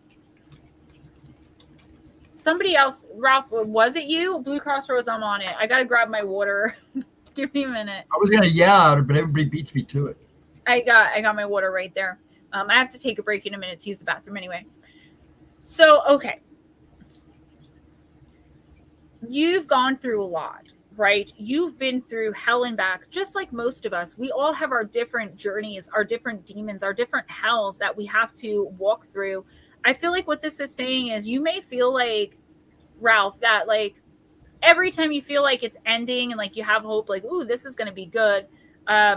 Something happens. Like, just say, for instance, you're getting into a new relationship and everything's great. And then like a month in, you find out the person's like already married or something, right? Like something like that. And then it's like, oh man, that didn't work. So you start getting down. What the universe is saying is you are going to have periods like this for the next few weeks, next couple months, actually, is what I'm seeing as far as time-wise. But there is going to be a very significant turn coming. I'm seeing about 2 months from now. So I'd say end of September, beginning of October, where something that you're going to be afraid to trust, something or someone, some kind of relationship. It could be a business partnership. It could be, a love relationship, whatever it is. And that's when it's going to catch you off guard, and it's just going to seem too good to be true. And guess what? It's not going to be too good to be true. It's going to be amazing, and it's going to be true. So it's kind of like, just wait your turn, and don't lose hope in, relationships, or don't lose hope in business partnerships. Don't lose hope in your career. Madison. Smoochie, that's so crazy because I also have well water. And when I specifically am giving it to someone and I tell them like not for ingestion, which most of my moon water isn't, unless someone says I want moon water to like make tea with or whatever. Ralph, thank you so much. I really do appreciate that. So unless I specifically give it to them for ingestion, I caution them not to drink it, because I do get it from the fresh stream, babbling brook, fresh stream, whatever it is that runs through my backyard sometimes when I need to make something really, really powerful. Madison, you said? Yes, I'm sorry. That's okay. Madison, I'm going to use Seasons of the Witch. And then, guys, I have to take a very quick bathroom break. Just keep the faith, Ralph, please. I know it's hard. Believe me, I know. Oh my God, this combination, guys, Moldavite and Numite. Oh my God. Shelly, thank you so much. Ralph, sometimes the toughest times make you the strongest person ever. So just look at it that way, because you're really building strength within yourself. Yeah. And then like my mom's reading was almost the same thing, except someone specifically hiding something from her. But the point was, just go with the flow. Don't let it affect you. The universe has got you. And there's going to be a time very soon when the tide turns. And you're going to be like, this is too good to be true. You're going to feel like you're kind of walking on water. Like, when am I going to fall in? But you're not, because the situation's making you buoyant. Ooh, Madison, you got card number 21, the card of Haunted. I love these cards. I don't know why I don't read with them more.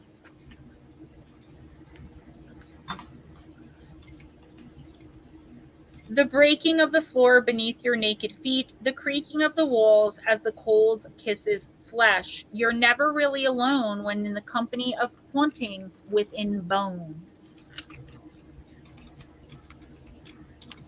The definition of a poltergeist is an unknown spirit that causes disturbances such as loud noise or moving furniture. In fact, the word poltergeist is German and means noisy spirit. Originally, poltergeists were thought to be demons who played tricks, focusing their attention on one specific person. However, theories surrounding the origins of poltergeist disturbances have changed. Many believe poltergeists to be a manifestation of an individual's troubled psyche, and as disturbances generally focus on one person. This person is usually in some kind of pain or trauma, either from things done to them or things they've done to others. The poltergeist becomes a physical representation of the pain that has been locked away and left to fester. Eventually, that pain becomes too much for the person to hold, and the poltergeist is born, bringing with it terrifying display of what was hidden. You have pulled the haunted card because there's something that you must atone for. You've locked something away, choosing to ignore it rather than own up to your mistake. This can be something you have done to someone else, but also something you feel you've done to yourself, perhaps a choice you'd like to forget, or even a trauma that you never dealt with. Madison, whatever your situation, know that your hauntings will continue until you are ready to face the monster your pain has created. This is especially true if you've also pulled the cards Greet the Darkness or Ghost. This is a really serious card. A lot more serious than what we're used to on this channel through my decks. Madison, it's pretty obvious. Like, there's something you're not dealing with. I don't get that you did something to someone, but I could be wrong, okay? So either you did something to someone or someone did something to you that you're not handling. And you're haunted. You may not literally have poltergeist in your house, but you feel haunted. And that's because whatever this is was really traumatic to you. Even if it's you doing it to another person. I'm trying to get the messages exactly right because this is no joke. So you're dealing with all this trauma, whether you know it or not. So what the universe wants you to do is this week, start shadow work. If you don't know how to do that or what that is, Google it, go on Amazon, get a good shadow work journal, at least 4-star rating or more, because I've bought the other ones. They're no good. And start working on that and start inching towards either going to a person and saying, like, look, 3 years ago, I'm the one who, stole the $100 from your wallet. I'm not saying you're a thief. I'm just using it as an example. Or go to someone and say, hey, I know that you stole that $100 that time. Like, it's something way bigger than money, but I'm just using that as an example. Okay. It's time for atonement. Because you are being literally haunted. You have negative attachments attached to your energy. You probably have entities that are draining you because of this, either this guilt or this trauma or both that you're feeling. Madison, I would highly, highly recommend shadow work and start it this week. I have to grab my water and use the little girl's room. I got to join you. Well, I'm not going to join you, but I got to go too. All right, guys, we're going to take a very quick break and we will be right back. Don't go anywhere, okay? Because we have you guys written down. It never takes me more than 5 minutes tops. So be right back.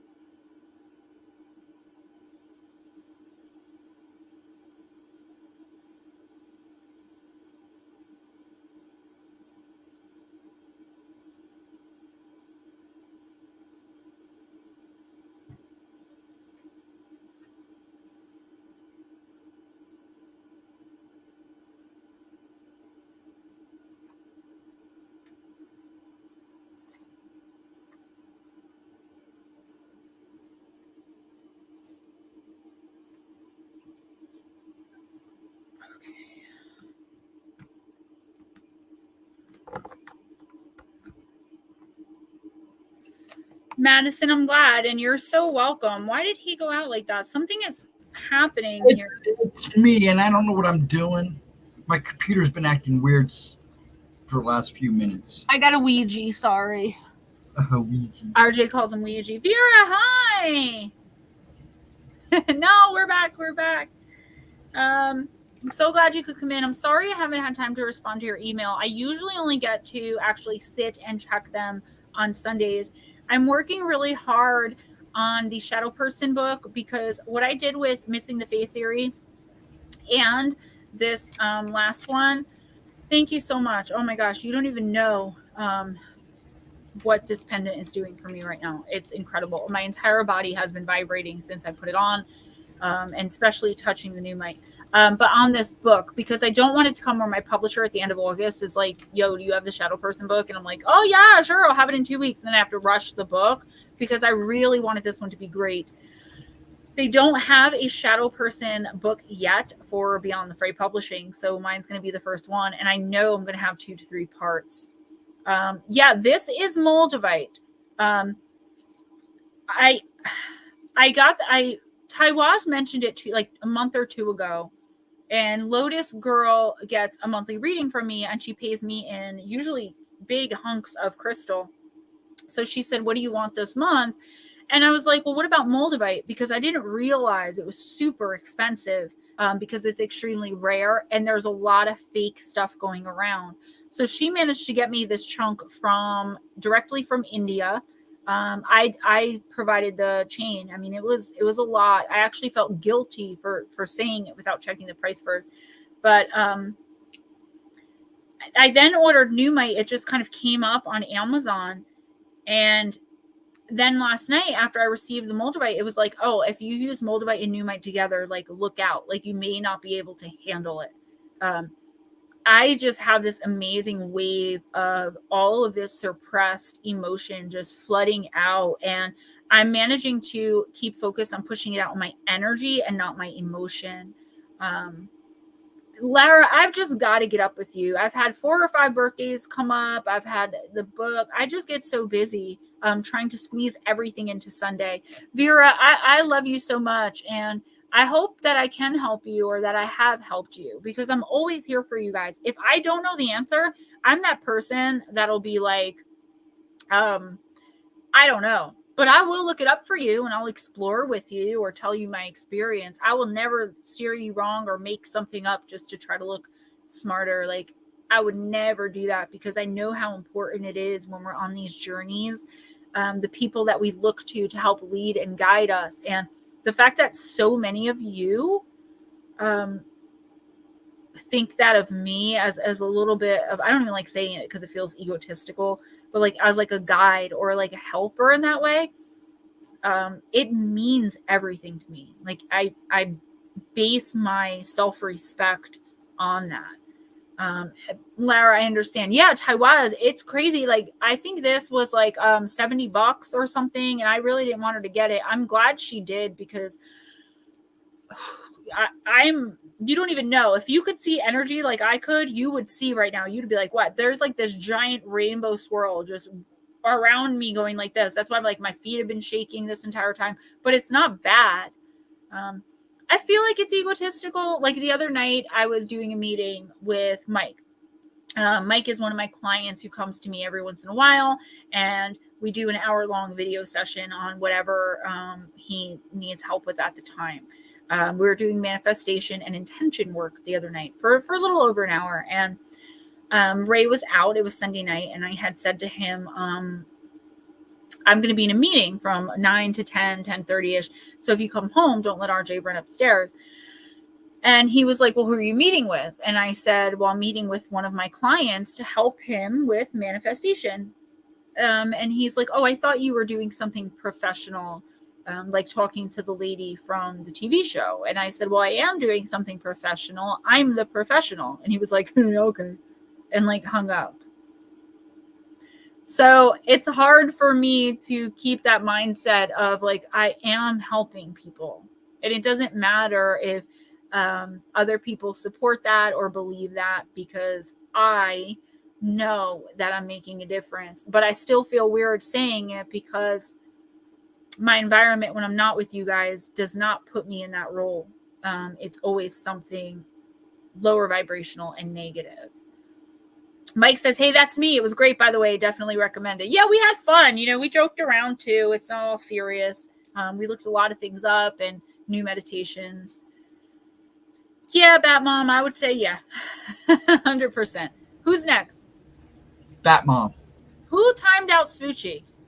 Not me. Jordan, thank you for that. This is not, I bet. Did somebody time her out? Yeah, something's happening with the, like it keeps switching me and Ghostdragonzw, our mirror, our screens around. Yeah, because I kind of walked through my room and did a spray because I felt like something was standing behind me earlier. Well, something's definitely in my house. And I love you, honey, and I know it's an accident, but you've got to stop doing that. Like every week you are timing people out. One person. People are going to start getting mad. Mm-hmm. I knew Anne did it. I knew she did it. And I was like, did you do it on purpose? Because Smoochie kind of just has that. She's an interesting but lovable person. Yeah, she has a little bit of an edge to her that we're not used to here, but we accept her. She's a hoot sometimes. Craziness. She is a B word sometimes, but I love it. You know, she's a hoot and a half, man. Unless she said something that like I can get in trouble for you too. But in that case, we'll explain. Oh, sexist remarks about Gemma. Oh no. Not Smoochie. Yeah, she gets like that too sometimes with me. She gets her little attitude. I thought it was accidentally. Okay, cool. So if she comes back in, we can talk to her about that. Yep. And I do That's what happened. appreciate you guys. I appreciate you guys a lot. And it might have been autocorrect on her too. So Yeah, Smoochie sometimes gets a little bitchy, but let me check out what she said. I couldn't find it. Do you know me and her started off as kind of enemies? She was one of those people that just did not like Gemma Jade. She was like not having it. And then she said I kind of grew on her, and we love her to death. I would like to know what she said, but you can't repost it. So Nope. and if you I find just it, tried. put it. Sci-Fi Master, what is up? Oh, stacked. Oh, Anne. Well, do you know what? Anne, I appreciate your protecting me. And when Smoochie comes in, we'll let her know that you didn't realize it was a compliment. We're all so different in here, but that's what makes it so great. I hope she comes back in, though. All right. Anyway, who's next? The Batman. All right, Miss Batmom. Craziness at its best. Vera, I'm so glad to hear that. I am. Smoochie will understand. Not everybody gets her sense of humor. It's nothing negative on you either, Anne, because you were trying to protect me, so don't even worry. You're good all the way around. She'll be fine. I know We her. love you too much. We love you too much, Anne. She'll get over it. Yep. She usually does. She will. And as far as phones, Ghostdragon's phone was making a really strange noise before. It's not mine. Mine chirps like a toad. No, remember before it like was knocking? It was going. Oh yeah, I never heard it do that before, and it was freaking me out. Like someone was knocking on the phone. Batmom, I'm using Quantum Oracle. Yeah, I don't have that as a ringtone. It freaked me out. We are all very proud of you. I'm proud of all of you, like as if you guys were like, oh my God. It's amazing how much brighter you folks have come. I can see it. Believe me. Ghostdragon is an observer. That's like his specific job, which is very hard to explain. You guys will be like, what's an observer? It's even hard to find information on it through Google. It's something that like when you have access to your spirit guides, you can ask them what that is. But it's they not, ask me questions about you sometimes. It's not something that's commonly known. It's just kind of like he's one of the ones who monitors and like moderates and I answer to them above me. Calls protection for people and sensitives like me when spirits like, hey, for instance, there's two spirits at my mom's house. Why did she collect those two spirits? Or what's going on? Like he answers directly to them, whereas like I don't answer really to anyone, and I won't until I pass on. All right, Batmom, you got Kindred Partnership. These are so hard to find. Okay. I say that every week, but they really are. Because they're in little groups. Like, okay, you got card number 1, Kindred Partnership, but you got card number 1 in the people category. And there's 7 categories, and each category has 8 cards. All right. Upright. A couple dances on a beautiful beach, indicating that a potential union awaits you either now or in the not-so-distant future. This card portends a new relationship of some kind or a deepening, caring connection. There's a sharing of mind and heart here. The upcoming partnership is likely to be a romantic one, bringing tender-hearted feelings your way. It may manifest either as a deeper commitment in a present romance or as a brand new love appearing in your life. This could also manifest as a work partnership, probably in a business you feel passionate about. There could also be a legal agreement of some kind. Whatever form this energy takes, Batmom, the wonderful resonance of support and care will be expanding in your life.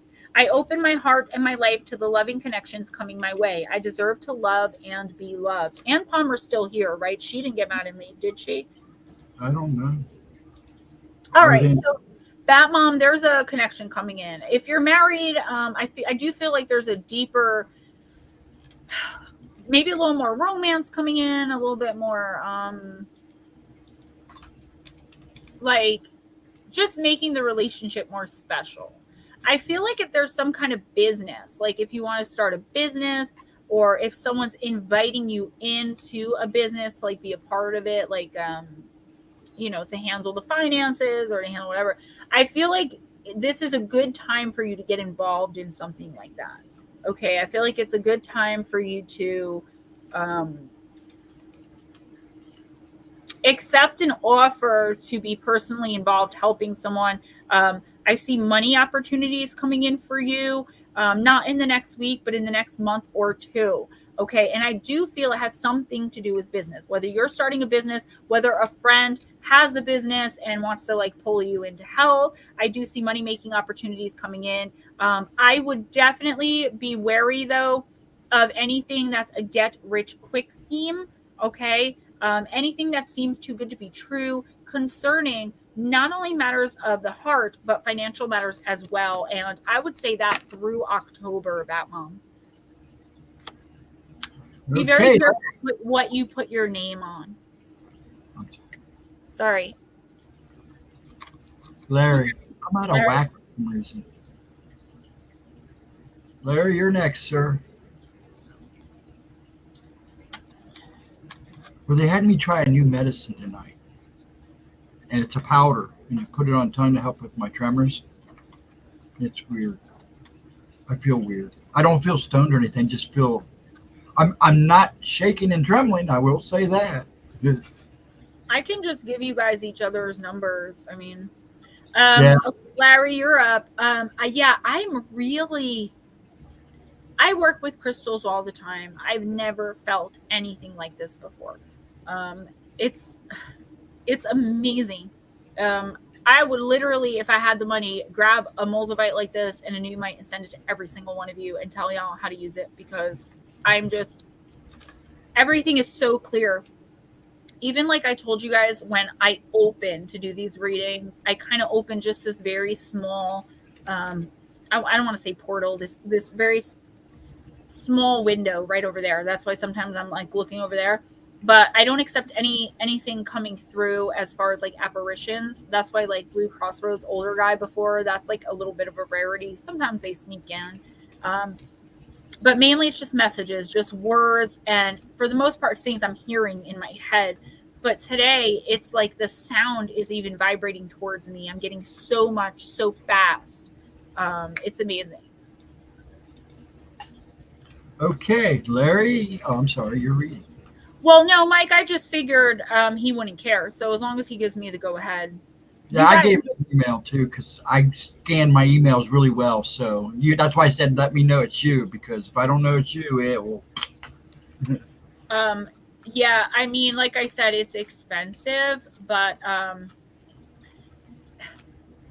I've never had it. I work with all different kinds of crystals, guys. I charm them for the waters. I send Larry knows crystal packets to people, like crystals that go together for things that you may need.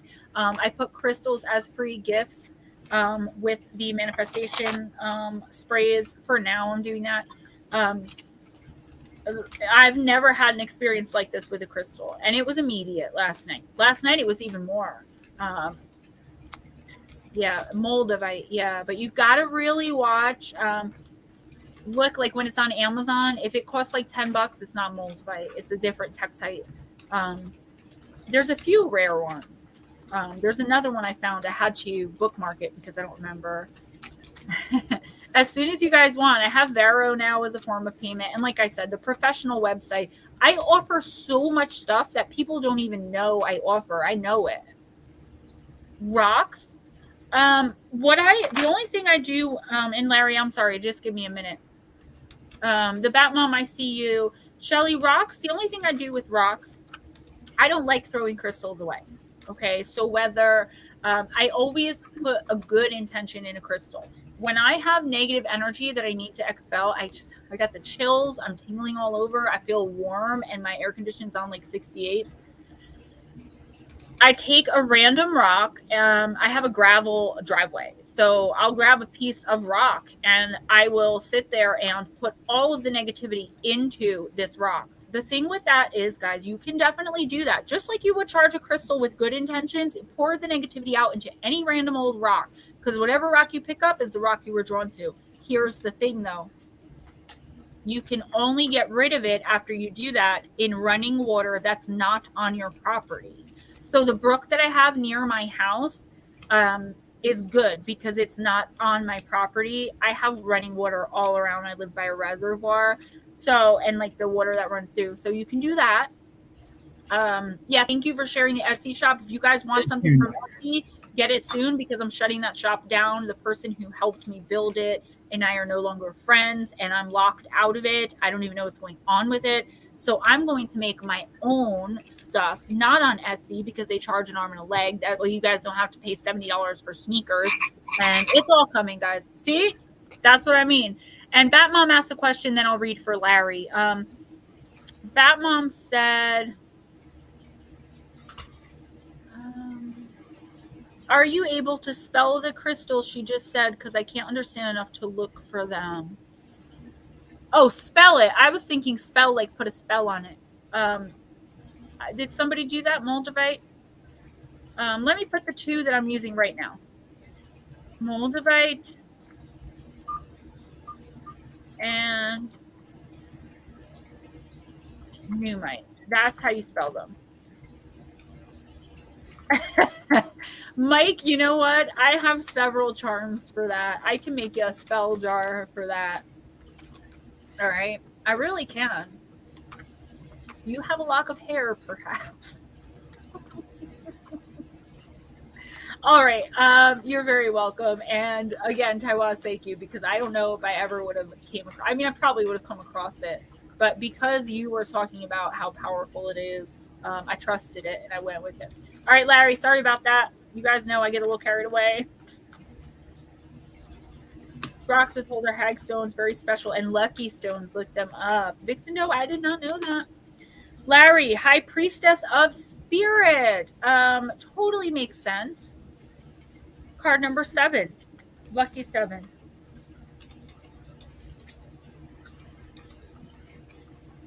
Larry, I am Nyx, goddess of night, and you have chosen this symbol to help you on this journey to find an answer to your questions. Consider that there is an invisible spirit within all living things. Know that all things, events, and experiences are woven together like a magical web that can be seen only in the darkest night and not by human eyes. My child, everything that you need to know is part of the divine scheme of things. A meaningful coincidence, a blessed friendship, a lover, and a significant experience are all orchestrated by me to help you become the powerful being you were meant to become. And Larry, that you are becoming, that we all are. No matter what is in front of you, something important is brewing. You will know the answer to the what soon enough, but I keep secret the why. You may step forward knowing that some things are meant to remain a mystery. So while you're going to get the answers you're looking for, you're not going to get all the answers. And I think what this is saying, Larry, is that like you've come so far. You still have so far to go, right? But you're never going to know all the answers. You're never going to know everything. And the first thing that came to my mind that I'm seeing, first of all, the shadow entity, there's like, he's just like walked through my portal. And they're not supposed to be able to get through. Shadow entities are killers. I don't care what anyone says. They used to torture me when I was a little girl. And Amy Allen had an experience where she said one convinced her when she was little to chew an electrical cord until she got electrocuted. They want to take us with them, and the only way they can do that is by killing us. All shadow people? No, I'm not saying all of them, but most of them, I don't trust them. I don't believe you can get rid of them. However, I do believe you can repel them and keep them at bay. And I do believe that you're not scaring me. That you can use the spray and use the crystals and be armed with information, Larry, and make sure you keep asking your guides. We all think that our guides don't talk to us. Well, I know mine do, but like most of you guys, and this is not an indictment. I get it. Like, imagine if I couldn't see them and plainly hear them, right? How would I feel when I ask for help and I can't plainly hear the help that's coming in? They do speak to you, but sometimes they don't know the answer. They have to go higher up, or they have to go to a different realm, or they have to, because some of them are on this journey with you for the first time. You have one spirit guide that's been with you all of your lifetimes. You have one spirit guide that's ancestral.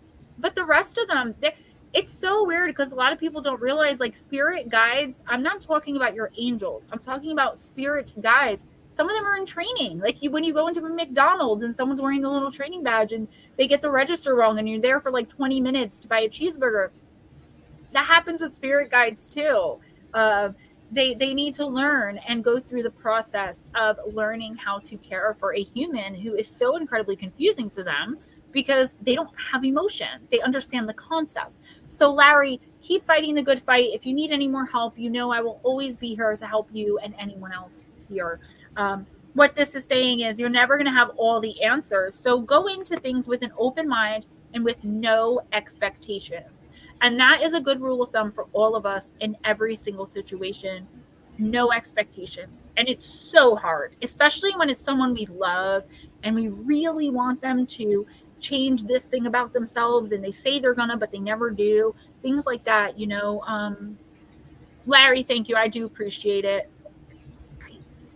It's so hard, but eventually we have to understand that we are only in control of ourselves, you know, unless you want to put like a spell or a little charm or curse on someone to mess with them. Someone got mad at me because I said I put little charms on people to make them, I don't call them curses because it sounds so bad, to make them like lose their keys for 2 hours.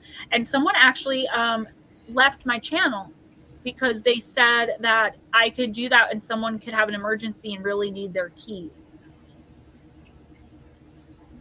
I mean, I guess I didn't, you know, since then I stopped doing that with the keys because it did make sense, but to like totally blow me off and not be my friend anymore because of it, like he could have been like, hey Gemma, did you ever consider this? And I would have been like, oh my God, no. So now I just like move remotes and brushes and stuff like that around.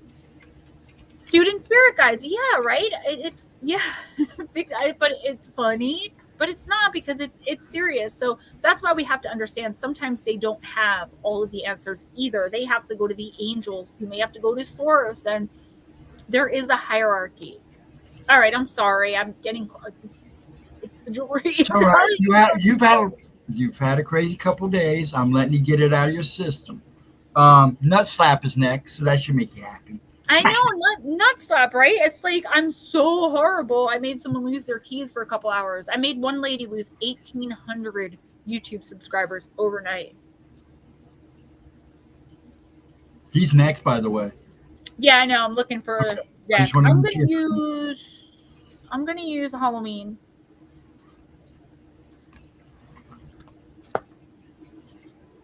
My guide's getting a C-.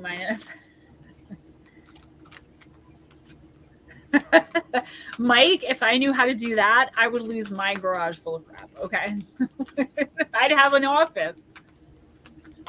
I'll work on it though. I'll see what I can do. I've been kind of thinking of something. Yes, I hydrated. Guys, just email me. Email me if you want services. Email me if you want to purchase something. Email me if you just want to chat or if you have my number.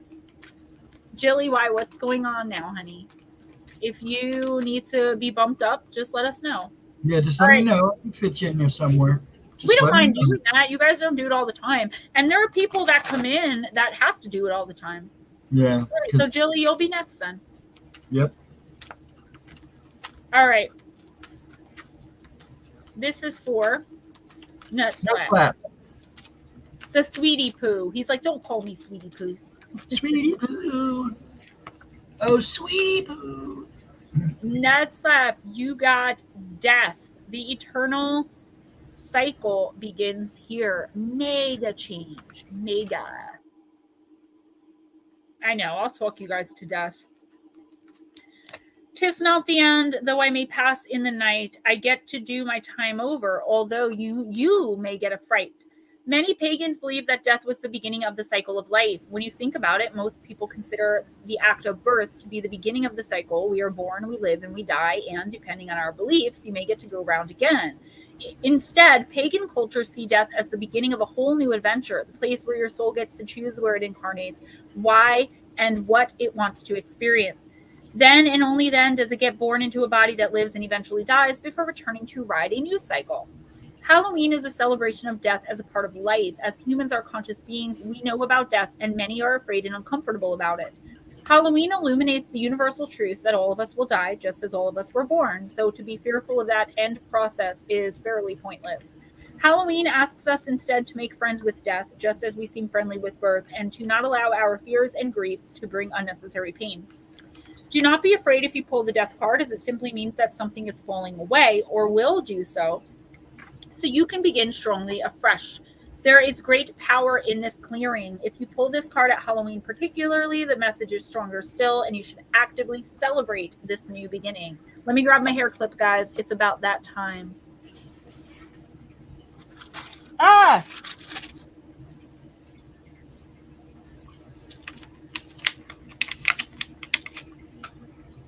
All right. So definitely a major change happening in your life. Nut slap. And it may not have happened yet, okay? It's like, I feel like it's coming in the air, right? I can feel it coming in the air tonight. Yeah, that's kind of what's happening. There's a new cycle beginning in your life, and I feel like it could be a little bit scary because I do feel like this is the ending of something really important to you, really close to your heart. It doesn't have to be a romantic relationship, but that is kind of what I was getting. But it could just be a really close friendship. It could be a business partnership.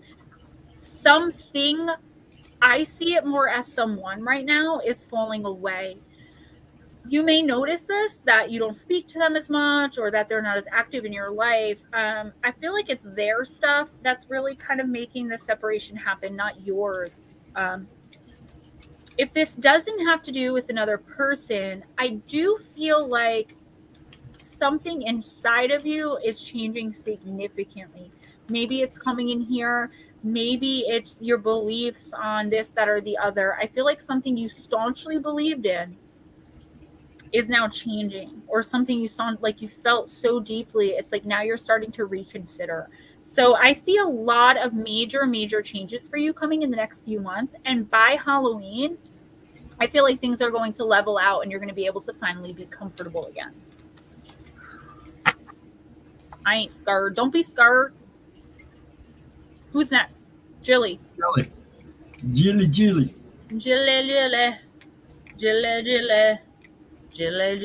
All right, Gothic Oracle. Oh no, don't fall.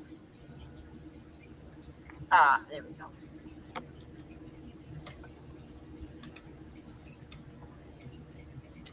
Yeah, that was a pretty cool card.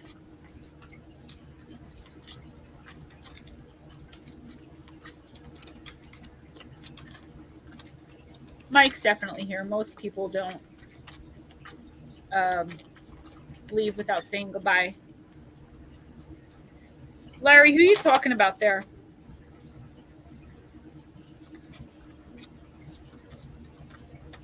I want to ask him, like, can I interview you for my book? All right, card number 32, Jilly.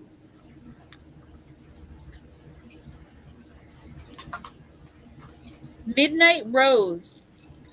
Confidence, listen, and guidance. There is an air of confidence exuberating from your aura. At long last, something has shifted, and for the first time in a long time, you are feeling confident and ready for action. Your spiritual guardians are very much around you, and your psychic senses are high.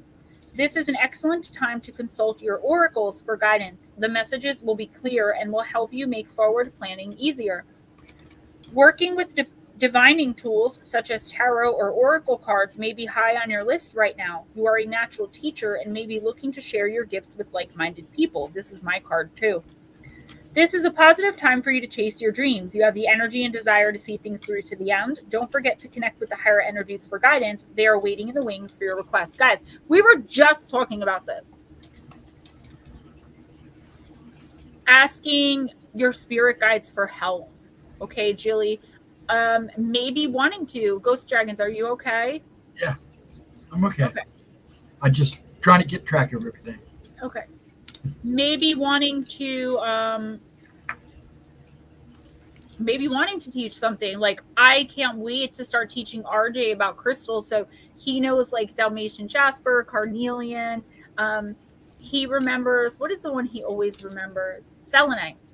And he started doing like tiny little yoga moves with me because I want to teach him all about this and bring him into this world because of his sensitivity and abilities. So you may be thinking something like that with your daughter or with someone close to you. I feel like as long as you ask source or your higher power, your guides for answers, you will get the answers. If you, I know you communicate with the dead in a way like I do. So you can probably commune with your guides in the same way, as in they take form and you speak to them as though there's another person standing right in the room. They are waiting to give you a message, but you have to ask. Shelly, you don't need to leave. It's not all about you, honey. You got to work on that. Your energy is actually extremely calm this week, to be honest with you. It's the first time that your energy is not all over the place. Mother, I'm glad you're here. I was just thinking, it's funny because when I said most people don't leave without saying goodbye, I did think of you. I'm like, is she still here listening to me ramble and rattle on? Who's next? Shelly, we don't want you to leave. We love you. Stay. Heather, Nikki. Are you still here, Mama? Heather, Nikki?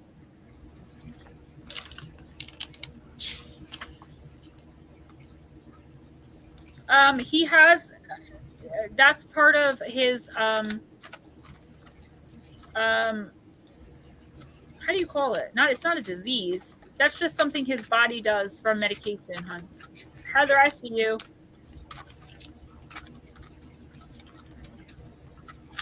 Whoa, there's your card.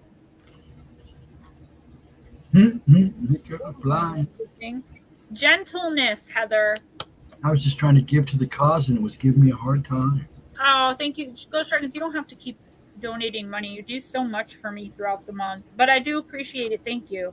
I believe this comes on tomorrow's pay, too. I figured that. All right. Where is the card of gentleness? Oh, E comes before R, Gemma. All right. Heather. Snowflakes flutter through soft rays of dappled light onto a veiled ghost bride. Strolling through a deserted forest, she personifies the spirit of gentleness. An escort of doves flies nearby, guiding her onward journey as she moves closer towards the open fields. By drawing this card, you're reminded of the virtue of gentleness. Life can be harsh at times, but the way we respond to challenges determines our receptiveness to its spiritual gifts and our connection to our own world. Life beckons you to draw on this quality when it may be more tempting to react in the opposite way. If this is the case, the presence of this card is an opportunity for growth. By handling a predicament with the wisdom of gentleness, you bend with the ebb and patient flow of its quiet and humble countenance. If you feel tempted to revert to old ways of dealing with the situation, remember the wise counsel of Chinese writer Han Suyin. Quote, "There is nothing stronger in the world than gentleness," end quote.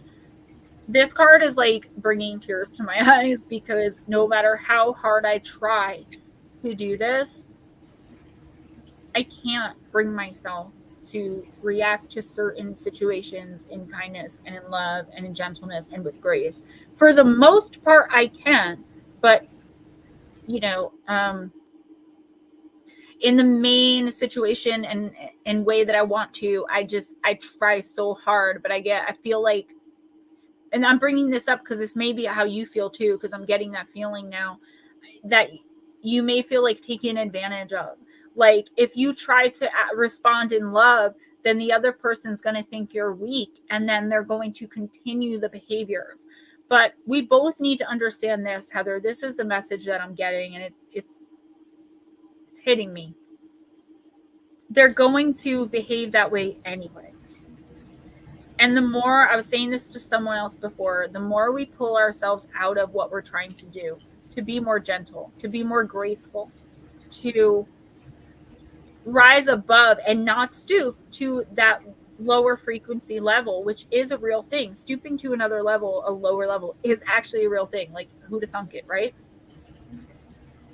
To try to stay in that moment of, this may be a person that goes out of their way to bring you to that level. To be like, haha, you're not really learning anything. You're a fraud, you're a fake, or, you know, you're not as far along as you really think you are, or whatever. When they play on it. Right. So whether that's the case or not, what I'm getting is the person you're dealing with, or whatever this situation is going to turn out the same way whether you act in gentleness, or going to happen the same way whether you react in gentleness and with grace, or whether you snap, respond, and scream and yell, or however other way that you handle it in a negative way. But the turnout in the end is going to be a lot different, because the universe will then see that you've learned the lesson of gentleness, of grace.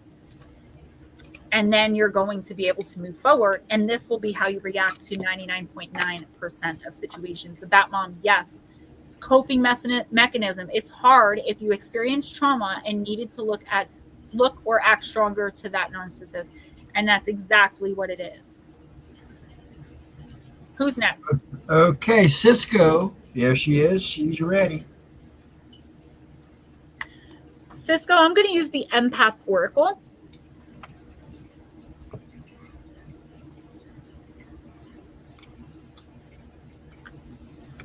Bob, hi.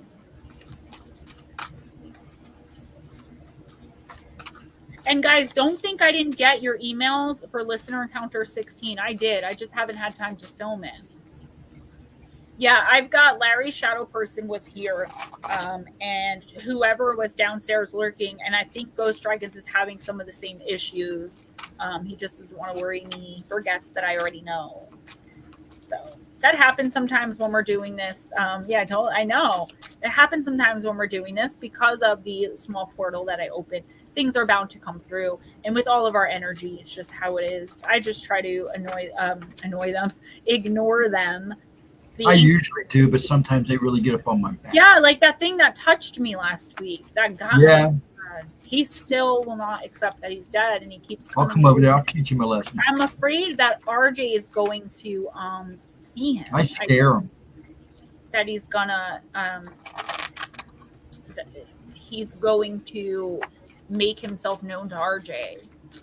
That was my boundary. I was like, you can visit, you can talk, but you cannot show yourself to my son. So far, you have. Yeah, they don't like me. They're curious about me, but I scare them for some reason. Mike, not in actuality, though. You know what I mean? People like that are narcissistic, that can never accept responsibility, that can never accept accountability, that no matter what happens, it's always on the other person. It's not actually on you, though. Like, you got to know that's their stuff. But it takes so long and so much pain for empaths to finally understand that. And that's the problem. And then we carry around that trauma. Then instead of just an attachment, we end up with, like I was saying, the cord, and then we end up with the trauma bond. And all right. Who is this again? Cisco. Taking a vow.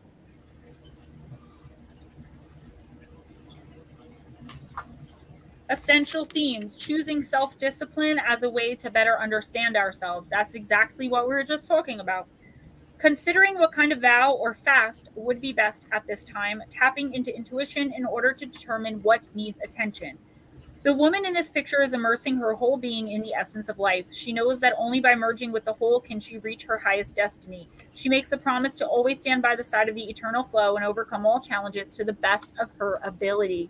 Her beauty is the beauty of the universe. Deeper meanings. Because our emotions can be so easily swayed and influenced, we empaths often struggle to quote-unquote come back to ourselves. Alongside self-assertive daily practice and an understanding of energetic dynamics, we can take a step further by observing vows and resolutions from time to time. Vows take numerous forms and do not have to be restricted to particular styles of practice. In fact, we can look inside ourselves to see what kind of vow or vows would serve our own spirits best. When we tend well to our spirits, we can serve others with greater clarity. When we practice our vows or observe personal resolutions, whether for brief or long periods, we are engaging in a process of spiritual, emotional, and mental purification. Vows should not be undertaken with the ego in mind, that is, how we can impress other people, but with the intention of healthfully pushing our own limits. Vows, especially fasting from food, should be undertaken with mindful awareness of physical and psychological health. When in doubt about taking any type of vow or fast, consult a professional. It may take some meditation and soul searching to decide which kind of vow you wish to practice and for how long. This is likely to change each time the card is drawn. For example, I may draw this card and choose to make plans to practice a vow of silence for a day or for 30 minutes each morning. The next time I may be guided to become vegan for a week. Another time this card may indicate the need to finally get working on a hobby I've been putting off. Employ your empathic intuition to decipher the message at hand. Suggestions for action. Here are some ideas that may help you intuitively hone what this card is communicating in the present moment. Unplugging from all technology for a time, using the words I and me as little as possible, performing a juice fast, a temporary vow of silence, fasting from alcohol and intoxicants, diligently practicing morning meditation or ceremony, not using swear words, joining a class, course, or spiritual gathering, volunteer work for a local charity, creating a vision board or affirmation board, reading books every day at a certain time, cleaning the house or yard, exercise, yoga, or going to the gym, which is mine. I just vowed to start every morning, and I've been doing it for 3 weeks. A temporary vow of celibacy, dedicating to complete a certain task or piece of art. So there you go, Mike. You're actually taking action towards your spiritual progress. Journaling every day for a period of time, taking a temporary break from society, catching up with friends and family, decidedly doing something you've been putting off, and whatever else your intuition guides you to do. So Cisco, the universe is calling for you to sacrifice something. And that sacrifice could be putting off, no longer putting off something that you're afraid of. Like me with starting my business. I didn't want to pay a professional because I was scared to have the website up, because what if nobody wants my services? But I had to get past that, right? And it was through yoga and meditation that I finally made the decision of which site to go with. I meditate personally, like I said, with certain crystals, whatever intention I'm trying to set for that day. If I don't know what crystal is best for what, I Google it. I look at many sources. I will take a tumble, which is a small stone. Even if I have to take this chain, this pendant, or the obelisk, whatever it is, I tape it somewhere to my body and I do yoga. That's it. Usually if it's a small thing, I'll put it in, like I said, my bra, or I will tape it to the palm of my non-dominant hand. And that's how I do yoga with crystals. Doing my meditation, don't know how to do it properly. Are you interested in yoga or something like that? I mean, those are the kind of courses I offer, but I don't like saying things like that, because then I feel like I'm always trying to sell you guys something like in a commercial, I worked with Mike on that the other day on manifesting. We worked on it. But, meditation's hard when you first start doing it. Try a guided meditation off YouTube for 5 to 12 minutes. Just see how you do. Hold a crystal in your non-dominant hand. Google, like if I were to add my Lemurian Angel Oracle, or Angel Core, I can't think of the name of it now. Lemurian Angel Aura Quartz to like this masterpiece I have going on here, I probably would vibrate right out of the room. So look at what crystals go together. If you put 4 obelisks of the same crystal, or crystals that go together, one in each corner of your room, you will create an energy vortex that you can stand in the middle of and just absorb the energy while just sitting there. You don't even have to be thinking of anything. Cisco, please do at moonbearoracle@gmail.com. That's usually where I do the professional stuff. And I'll probably just end up giving you my number to text me. Who's next? Pixie.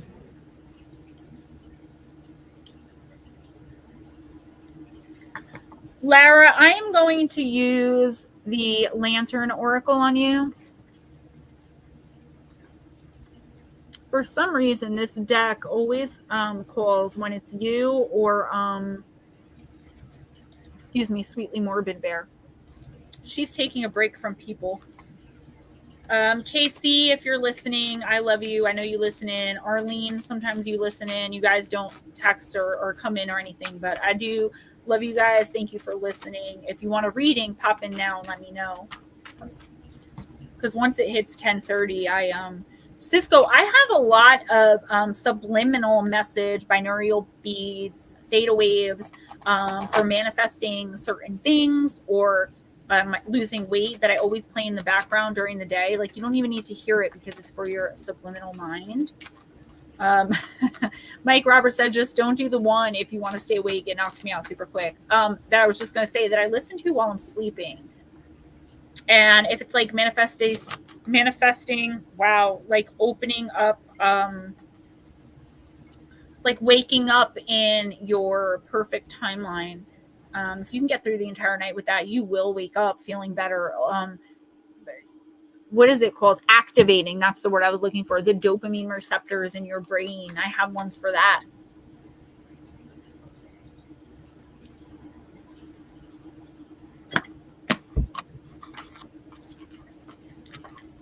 Yeah, Blue Crossroads, that's actually a really good idea. So I'll get to that as soon as I read for Lara. Here we go again. Yeah. The strong move quiet, the weak start riots. Wisdom in play, Lara. Our intuition knows more than we do. Playtime is where we express what we subconsciously know and learn with increased ease and depth. When we playfully engage with life, it magnifies our openness and ability to be present in the moment. A state of playfulness is when the mind relaxes its control and censorship over the expression of our spirit self's wisdom. In states of play, we can freely explore ourselves and our ideas without the fear or the burden of real life consequences. Activities of emotional relief and reprieve can be enjoyed, and in such carefree moments, solutions to our problems often occur to us. This is because play and creativity take place in the hypothetical space of make believe, visualization, and imaginative problem solving. An inner subconscious knowing can be accessed and expressed through intuitive action and reaction. The maiden is blindfolded with her head facing upward. She pours her spirit self's energy from one cup directly into the other with no spillage. She appears to be relaxed and in a state of play as her intuitive pouring is achieved with exceptional precision. This demonstrates the potential of one's inner knowing and guidance to wield results that are superior to those of logic and reason. Now is a time to prioritize play. It is through playfulness that you open yourself to receive solutions to problems. At every age, play is the gift to yourself that keeps on giving. Maiden's message: honor the value of play and the unexpected insights that arise through it. It's playtime. Do you have any kids around you that you can play with? If not, it doesn't have to be play like you're outside playing dodgeball. It could be going into the woods and skipping rocks. It could be, like I said, playing hide and seek with a bunch of adults. Get a softball game together at your next picnic. Like whatever it is that makes you feel playful. It could be sexual, right? Something that makes you feel playful and that you're having fun. And you are going to then receive the answer to a problem you've been having. It's just going to like hit you out of the clear blue sky. If you don't have kids around you, honey, then just find a way to play. Go outside and skip, catch lightning bugs, right? And don't even think about it. Play with your cats, exactly. And then whatever question that is really burning into your soul right now, you will get the answer to this week. That's the universe's offer, because I am seeing like this week, full stop. So try to do it this week if something's really bugging and bothering you this week. Blue Crossroads said, I know this sounds kind of Yoda-ish, but get it out of your mind that you're trying and just do. With that mindset, it will come sooner than you think. Fat Mom, I didn't want to say it out loud, but I mean, could be that too.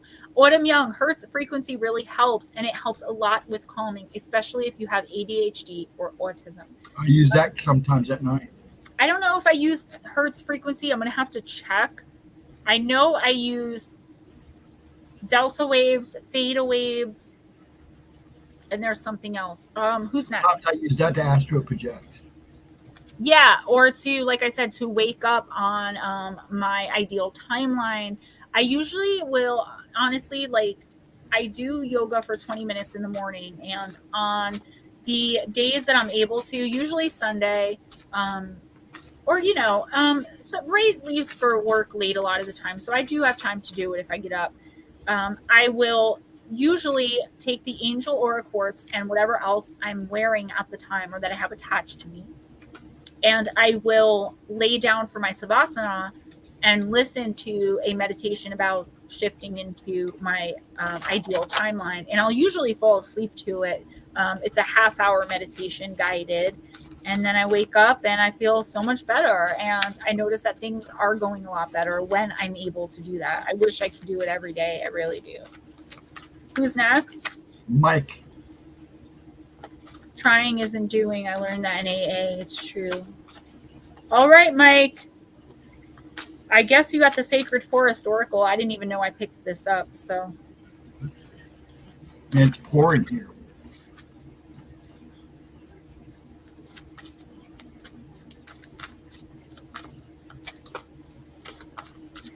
Good Lord, really had to go. Huh? Nothing.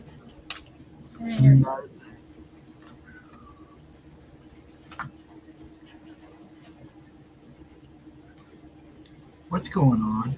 I don't know. There's people downstairs. Maybe you should go check. Doesn't feel good. Mike, you got Pegasus, the card of transcending, and it's card. Oh, I thought it was card number 23. That's my favorite number. Card number 28. Pegasus, transcending. Grab hold of the mane. Pegasus is leaping into the sky with you on his back. You can feel the wind rush by as this winged horse climbs higher and higher, his muscles rippling beneath you. You are keenly aware of his majesty's strength and power as you are brought closer and closer to the heavens. History is replete with myths and legends of a winged horse, the protector of the soul. The Pegasus represents the immortality of your spirit and the journey to the heavens. The appearance of this card is a sign. Get ready for a dramatic activation of your spiritual journey. A powerful transformation is at hand. Great things are possible in your life, Mike. Prepare yourself to fly high above that adversity. The Pegasus's rise above the earthly realms offers a higher celestial perspective. Take time to meditate, and profound insights about your life will be revealed. You are asked to see the situation at hand from a higher perspective. Step away from the drama and emotional manipulation of others. Some stories describe that where his hooves strike the earth, a new spring emerges. Life begins anew. In Greek mythology, Pegasus activates and befriends the 9 muses who inspire creativity, liberal arts, music, science, poetry, and visual arts. Hence, Pegasus is symbolic of creativity. The message here is to focus on the incredible creativity, vitality, and spiritual awakening that is within you. The spirit of the Pegasus says, you're on a pilgrimage of the soul. It's time to transcend the weight of earthly burdens. Fly over situations that have been pulling you down. Don't involve yourself with others' drama. When you remember that you have come from spirit and are eternal, challenging situations will resolve. A profound transformation is at hand. You're welcome, Julie. Am I finished? Why would I be finished? No. And we're you good, guys are Ann. welcome. We're good, babe. Who's next? Vixen. Vixen Doe. I am going to use the Raven's Wand Oracle for you. I still have no room. I'm doing the best I can here. Good night, Julia. You're so welcome. I had to take the new mic out. It was just getting way too intense. Because the portal I open is like 3 times its normal size right now. Vixen Doe, you got give and take in the upright position.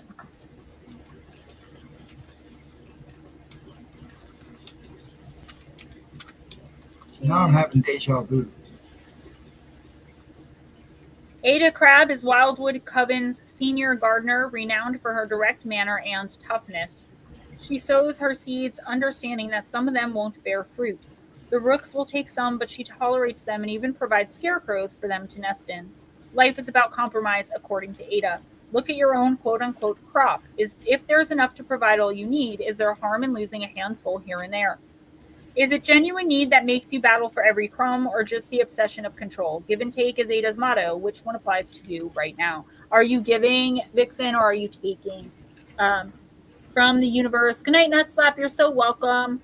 From the universe, from the people around you. I do feel like you're a giver. I feel like you could feel a lot of the time, but especially right now,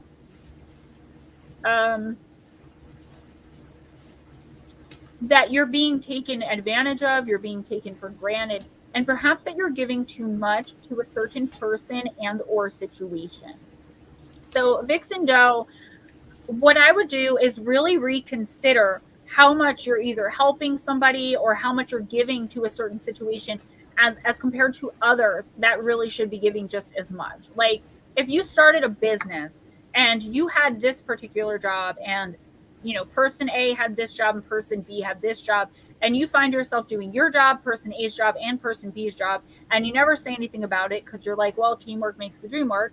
And it's like you've got to step up. You have to stand up for yourself, step into your power, put that boundary up, stop giving to the point where you have nothing left. The universe is giving you a warning right now that you are going to be on burnout. You're going to run out. As soon as I took this off, first of all, it's burning in my hand. I started freezing from my air conditioner. I didn't even feel it, the air conditioner, till I took that out. Guys, I'm telling you, Nuit and Moldavite, if you can afford the Moldavite, please, please, please get it and combine it with Lemurian Angel Aura Quartz, which you can also get real on Amazon, and the Nuit. And no, it is not too late. 10:30 is when I kind of want to do the cutoff for people. And you were already on a list anyways. Carol, hi. Carol and Dina. All right, cool. Get Dina. Dina's new, so Carol and Dina will come in soon. I'm so glad you came in. I was just thinking that. Mom's in here too. Mom, your other creation's in here with her daughter-in-law. Autumn, you're next. Autumn, hang out. All right, Miss Autumn, we're going to use Myths and Mermaids.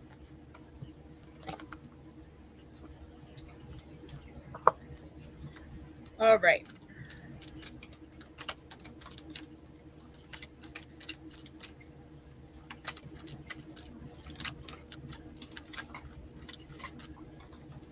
Nope, that's okay. Don't worry about it. You guys are going to be in quick because Dina's new. Autumn, you got Mermaid, Mother, and Child, and it is card number 33.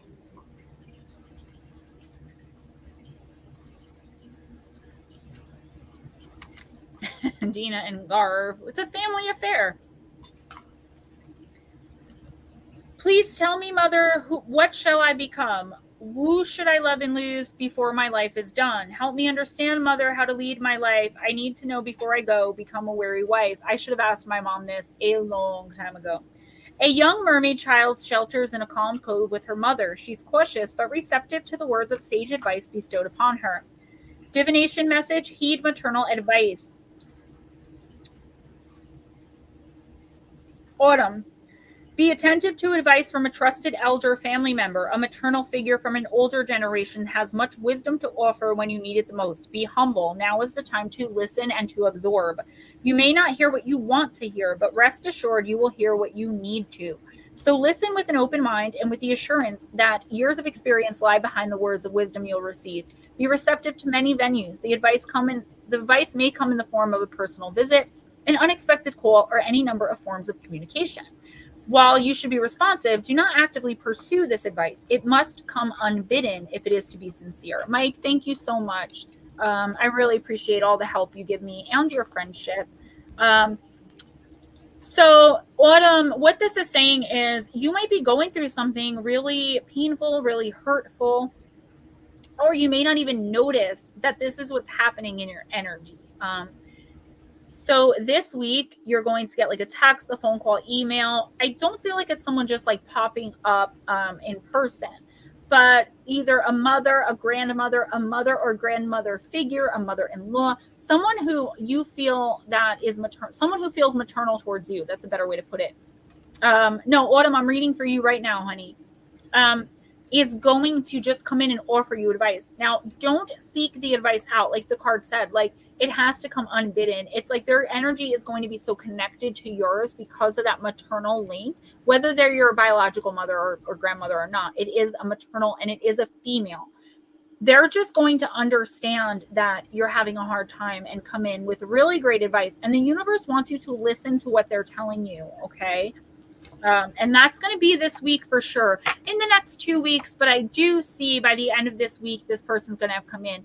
Don't reject them and don't take it as they're kind of getting in your business. Like, you know, a random phone call like, hey, well, I don't have any grandkids yet. You know, don't take it as they're meddling. They really are trying to help because of that. Like I said, the maternal link. They're connected to your energy, and they see that there's things going on there that you may need advice and help with. Well, you can do Ann Palmer, then it's nothing but family. All right, Miss Ann. Oh, I didn't read for my mom yet. I forgot. All right, Miss Ann, we're going to do Vintage Wisdom. Yes, you did read for your mom. Did I read for my mom? Yeah, you read for her after... 1 second. I did Divine Circus. Yep, you did it right before... Looks like Mike Roberts when he backed out. I remember now. Lotus Girl, I can help you get in touch with your spirit guides. That's easy. Especially with how you work with crystals. There are certain crystals that'll just pull them right in. Yes, okay, guys. I didn't remember. I'm sorry, Mother. I'm sorry. That's right, because we were talking about the thing with Stevie. All right, Ann Palmer. Then we're going to have Carol and Dina. Yeah, Lotus, I can help you with that for sure. Definitely throughout the week when we talk, but then on a Sunday we can like really have the conversation. It's fairly for you, it'll be fairly easy, trust me, because you're very connected as it is. Very. Yeah, you're one like Sweetly Morbid Bear. I know when she's in the room before she even says anything. I do. Yeah, I mean that's true too. I'm looking at your video of your room, by the way, tonight, because you may have to contact your local Native American shaman. All right. Ann Palmer, you got the card of protection. This statuesque warrior goddess stands on the threshold between two worlds. Above her head, a halo shows divine consciousness. As she guards the mysterious kingdom behind the portal, a golden sword implies readiness for action. The creation of the sword is also a metaphor for life as it passes through the four elements: fire, heat, water, cooling, air, resting, and earth, shaping. To become an instrument of precision and beauty, like the sword, we too must pass through the initiations of life, which test our mettle in times of adversity. Two regal swans, symbolizing the element of light, stand proudly at protection's feet. Swans also symbolize love, as they are loyal creatures that frequently remain with the same mate for years. They ain't hoes.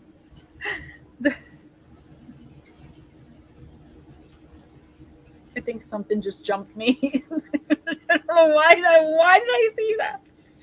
The light of the sun and moon reflects the qualities of yin and yang and transcends the alchemy of opposites. By drawing this card, you can feel blessed in the knowledge that protection is at hand. Try to discern why this card has appeared today and observe its position within general spread. Perhaps you have been feeling vulnerable or victimized by the world around you. If so, be mindful of your thinking, as your thoughts can attract darkness as well as light. So that's what we're talking about with manifestation. Okay, so you are protected right now, Anne, but I feel like you may be, and if you're not yet, you're gonna unfortunately pull into it this week, this like woe is me mentality. Like, why can't I have this? And this never goes right for me, and this person stinks, and you know, why me? Poor pitiful Anne. And that's not an indictment on you. It just might be, we all go through that. I mean, I go through it all the time. We all go through that. So don't think that I'm picking on you. This week, you're going to be feeling that. What the universe is saying is the more you feel like things aren't going right, the more things aren't going to go right. Like I always say, what do I say, guys? You wake up in the morning and you think this is going to be a shitty day. Guess what? You just manifested yourself a shitty day. They're doing experiments now, scientific experiments, where they're putting these hats with these electrode things on people connected to a computer. And they say, okay, think of a color. Whatever color the person thinks of pops up on the computer. Why? Because our thoughts are energy, and they literally are things that leave our head. So whatever you're thinking, you're putting out into the universe, and the universe vibrates back to you what you're giving it. Okay? If you bounce a ball to someone, they're not, if you bounce a basketball to someone, they're not going to bounce a dodgeball back. You know, you're going to get your same thing bounced back to you. I mean, unless you're playing with a 4-year-old who likes balls, but you know what I mean?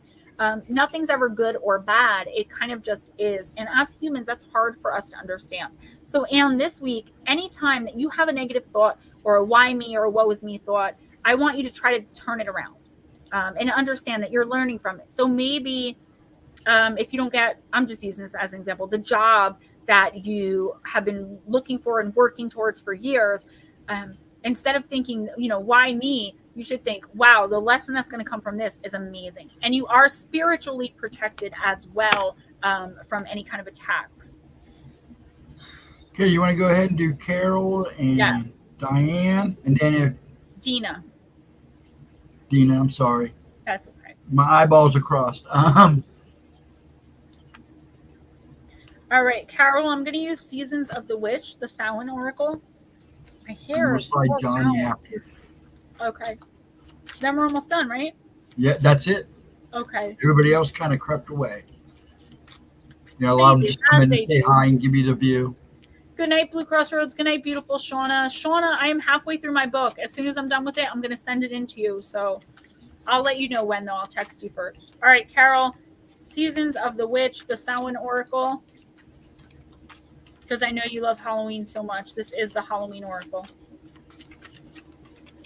Oh, Jordan, you're still here. No worries. I got you. Potions and Spells. Card number 28.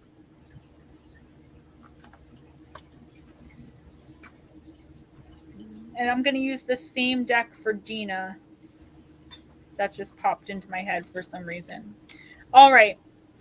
A pinch of this, a dash of that. Be sure you're sure before you call. Potions and spells are how a witch weaves her magic spell, calling into existence her deepest desires. Potion making and spell crafting are two rituals that, when done correctly, can bring about dozens of manifestations. Adding little pinches of this and that here and there can change your creations ever so slightly, and in an art that has been passed down through hundreds of generations in as many cultures. One of the best nights of the year to create potions and work spells is on Samhain, when the veil is at its thinnest. Weaving your magic on this night is like supercharging your magical creations and rituals. Our ancestors would work spells on Samhain to survive the winter. For a time, magic was the very bread and butter of survival, a way to protect, nourish, and support through good times and bad.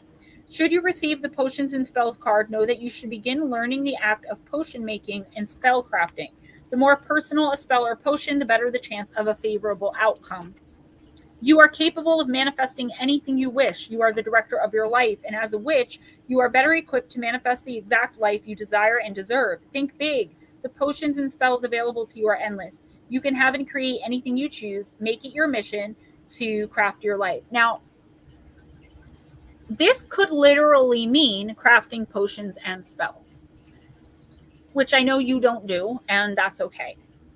What I think that it has to do with, though, Carol, is changing little things in your life. Instead of always looking at the big picture or maybe catastrophizing the future, like this one thing fell through, so like it runs in the family, so like everything's a big drama. Try changing little things about your thought processes every day. Like waking up in the morning and immediately saying, today is going to be a great day no matter what happens, immediately, and no matter how you feel. And then as you go through your day, believe it, right? Oh yeah, we can do, I mean, like I said, we can definitely do potions and spell jars and all that kind of stuff. I have tons and tons of books, but I do think it is talking about making little changes, and not because there's anything wrong with you or your life as it is, but because you have so many other things you want to achieve and accomplish than what you're just doing. Even if it's something as simple and small as making more money, or putting another addition on your house, or, whatever the case may be. The universe wants you to work on your manifesting. And you have to start by making little changes. When something doesn't go right, trying to keep it in the back of your head that it's just the universe teaching you a lesson. The way that we get through tragedies, things not working out, major disappointments, feeling like we have bad luck in our life, is how the universe is going to reward us. So if we can show that we've grown and we've changed and we're above catastrophizing and putting our faith in that, the universe will reward us tenfold and give us what we want. The 555 method of manifestation, I stand by it. I stopped doing it, which is why I can't be like, yeah, I manifested this, that, and the other. But when I was doing it, I did. So we'll talk about that too eventually. I was going to use that on Dina, but then the card, the other deck has been calling and calling and calling to me. So This is for Dina, and this is the Angels and Ancestors deck. Mac Taylor, what's up, girl? So we have Johnny Yuma, Jordan Kodiak. Johnny's going to pass. Okay, so Jordan. If Mac if you wants want a one, reading, it'll be a few minutes. Nightmare, do you want one tonight? No? All right, Dina, this is Angels and Ancestors. Potions and spells, spell jars, those are all things that are going to be available on my website, guys. I'm hoping to be able to pay the $70 for the professional tomorrow to get that put up. Okay. Okay, Nightmare. Miss Dina. I love, though, how people come in and hang out for like the entire 3-4 hours without getting a reading, too, sometimes. Smoochie must have been really just listen. Smoochie must have She'll been be back. He never came back. She'll be back. We started out as enemies. Oh, wow. Okay. The Medicine Guardian. Be open to healing and information. And you could be dealing with a Taurus right now or a Gemini, okay, in some way, shape, or form. Medicine Guardian. Come on, where are the Guardians? Ah, there we go. This is I love this green. I don't even know. Okay, good. Yeah, that would be good. Mike, I will. Yeah, I think I should be good. Dina, listen to what is coming up within you and what is being shared with you by trustworthy others in your life. Pay attention to healing information. Healing angels can help you heal emotionally, spiritually, and physically with their energy, but they can also direct you toward information that will help you return to wholeness. When this card appears, information is being revealed that can help heal an aspect of your current situation, whether that be your health, relationships, or even your career. So be alert for this. The Medicine Guardian has a catechus, which is a healing wand, which represents the capacity to heal with the power of will and desire, and a chalice, which represents returning to a state of wholeness, a state where your cup is no longer full, but overflowing with goodness. The emerald color of the card represents the healing rays of Archangel Raphael and his healing angels.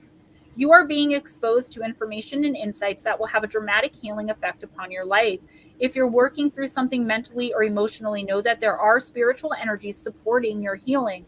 If you're working through something that is physically challenging, pay particular attention to information that's coming to you that feels inspired, insightful, and warm. It will be supportive of your wellness. Your angels are here to remind you that your natural state is one of wholeness, and you're on the road to revealing that wholeness once more. So I feel like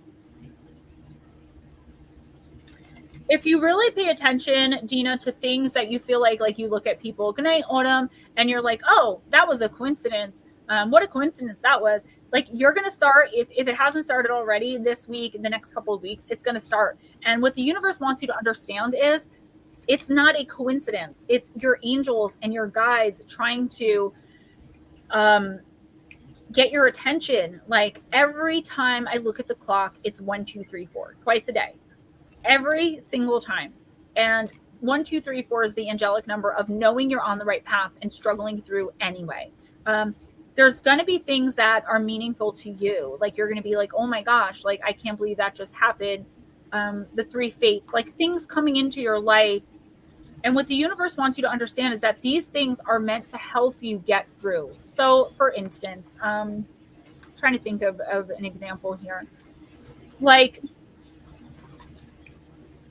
if you are, say that like you've got some physical injury and like you're flipping through the channels and all of a sudden there's a show about a doctor who's healing this exact physical injury. You know what I mean? Like, and then you learn how to do it. I think the universe wants you to get more involved with listening for telepathic messages, for just asking the universe. If you pray. Otherwise, try to connect with your higher power through just asking questions, getting out in nature. I don't know what your zodiac sign is, but if it's Earth, I'm definitely getting an Earth vibe off this card for some reason, which is a little weird because it's not an Earth card. It's actually an air sign card, Gemini.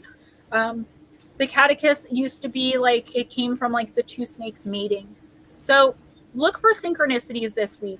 Really try to pay attention to things that look coincidental, and then you'll find the answers to problems that you're having. Know that you're divinely protected You could actually be an earth angel is kind of the energy I'm getting. And I can talk to you more about that. Understanding how to protect your energy and not letting people just continuously take from you as well. These are all the messages that are coming in for you, Dina. Virgo, earth, there you go. Don't let people just continuously take. There has to be an equal give and take. And I do feel like I always use this example. If you just pretend that you're a cup of water, right? And you're letting people sip from you because you're helping people, but people are coming and chugging and putting their straw in and drinking. And by the end of it, you have no water left in your cup. You're just an empty cup. How do you refill yourself? Right? You ask for help or you just figure it out on your own. And what the universe is saying is stop giving all of your water away. Keep some for yourself. It's not unkind or selfish to say no sometimes. You could have $2 million. Someone could ask to borrow $1. Doesn't mean you have to say yes just because you have 2 million and they don't have one. Self-care is not selfish. And I think just learning about those kinds of things, seeing the synchronicities, seeing the coincidences, I do feel like there's a lot of wisdom coming into your life. Smoochie, we actually thought it was funny. It wasn't that bad, hon. It happens. A lot of people just have different temperaments in here, so I understood where Anne was coming from too. But at the same time, it didn't bother me. We were saying how it's funny because we know your personality. It's a lot, honestly, like mine in real life. So I wasn't offended by it at all. Anne wasn't sure if it was like offensive or would get us in trouble. So don't think about it at all. I'm really glad you came back in because I felt really bad that you had left. So we love you. I didn't even really see it. And I mean, I do have boobs, so I don't know. Carol and Dina, yes, you caught me at the end of the night when I'm a little drained. So that might have been like a little harder to understand than normal. But Dina, I do see a lot of power in you to like heal and help people. So you really have to learn how to not give all that away and keep none for yourself. And you're really young yet. I know you're an adult, but you're young yet. Learning that now would be a lot better than like learning it at my age when you're already drained and are missing soul pieces and have all this craziness going on. So I will work with you on that. Who's next? We're going to do Taiwan's next because I skipped. I skipped her somehow, and I don't know how I skipped her.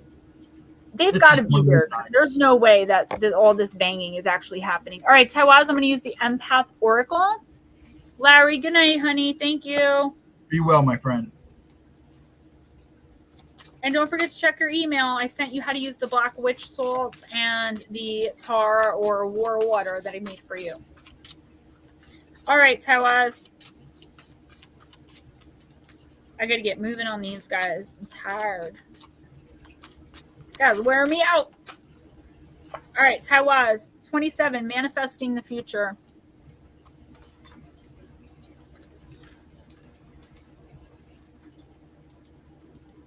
Stop in the name of love. Stop it. You're fine, and I like it. Before I'm not your son. I don't tell you to be quiet. Think you don't know. Haven't I been good to you? Okay, let me stop. Ooh, this is a creepy card. Taiwaz, manifesting the future. Knowing the future will be a brighter place than the past. Heck yeah. Doing work every day to keep the ball rolling in a positive direction. Gaining trust in the universe that everything is going according to plan. The man in the picture has gained control over his destiny. He is mentally building his future with his thoughts and sending his ideas to the universe to manifest in front of him. As you can see, the man in this card is looking directly at you, the reader. As your eyes meet his, remember that you are the center of the universe, your universe. An ancient occult truth that has been rewrapped in modern terminology is the law of attraction. We attract experiences and life lessons based on our vibrational, good night, Mom, love you, state. Our thoughts help create the lives we experience. Our thoughts hold great power in directing the flow of our experiences and our responses to life's ups and downs. As virtually all spiritual paths affirm, you are a spark of God. You are spirit experiencing itself. You are the great architect of your own life. We have the unique opportunity to choose which emotions and thoughts we nourish and to recognize those that do not serve our greater purpose. Life can be incredibly confusing at times. When we sensitive souls look to the future, it may not always be clear, and this can be a source of our anxiety. We may see glimpses of our likely future, yet we know that it awaits determination. Sometimes all we can do is trust in the universe and try our best while we're at it. One thing to be certain of is that the future will eventually become the present moment. Each present moment is built upon the last. The manners by which we live our lives moment to moment are building blocks to form the future. Just the same, the foundation we laid in the past has formed our present experiences. The way we respond to the world around us and the conscious action we take thoroughly crafts our experiences of reality. Let's choose to resolve the past in order to create a brighter, more compassionate, and more abundant future. So not dwelling on the negativity of the past, okay?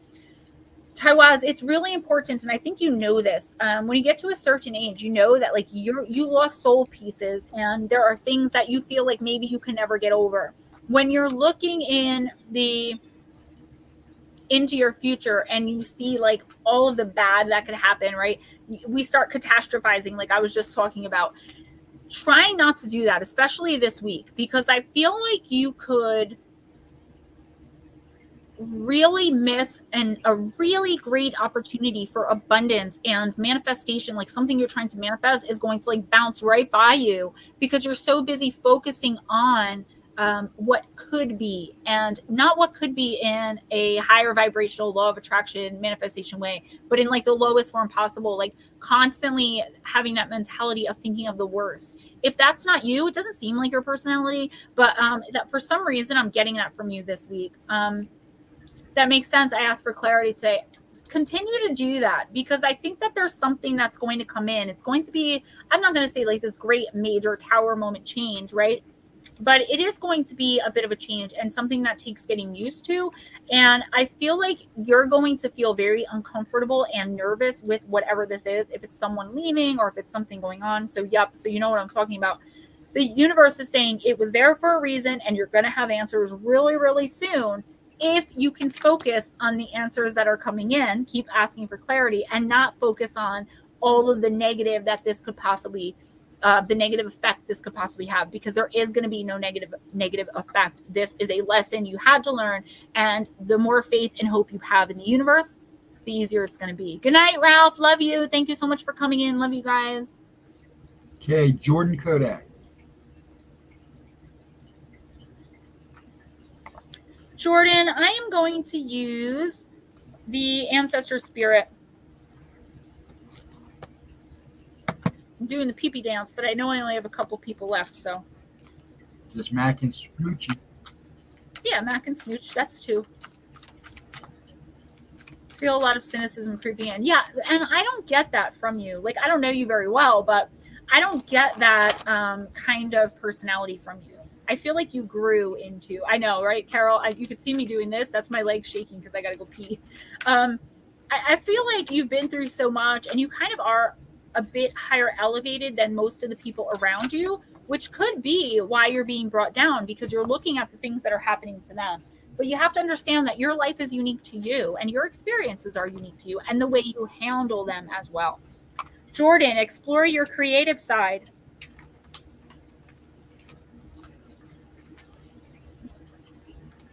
Get your artistic energy flowing. Try to make time for yourself to paint, write, sing, play, bake, or build every day. Even if you can only find a few minutes at a time, regularly engaging your imagination will make a noticeable difference to your energy. You do not have to be an artist, musician, or chef. When you start thinking more creatively, you invite inspiration and ingenuity to everything you do. When you unlock your imagination, you are opening yourself to healing energy from the universe. Creativity is connected to your passion, your solar plexus, right in here, where I have the Nuit, and your sexual chakras.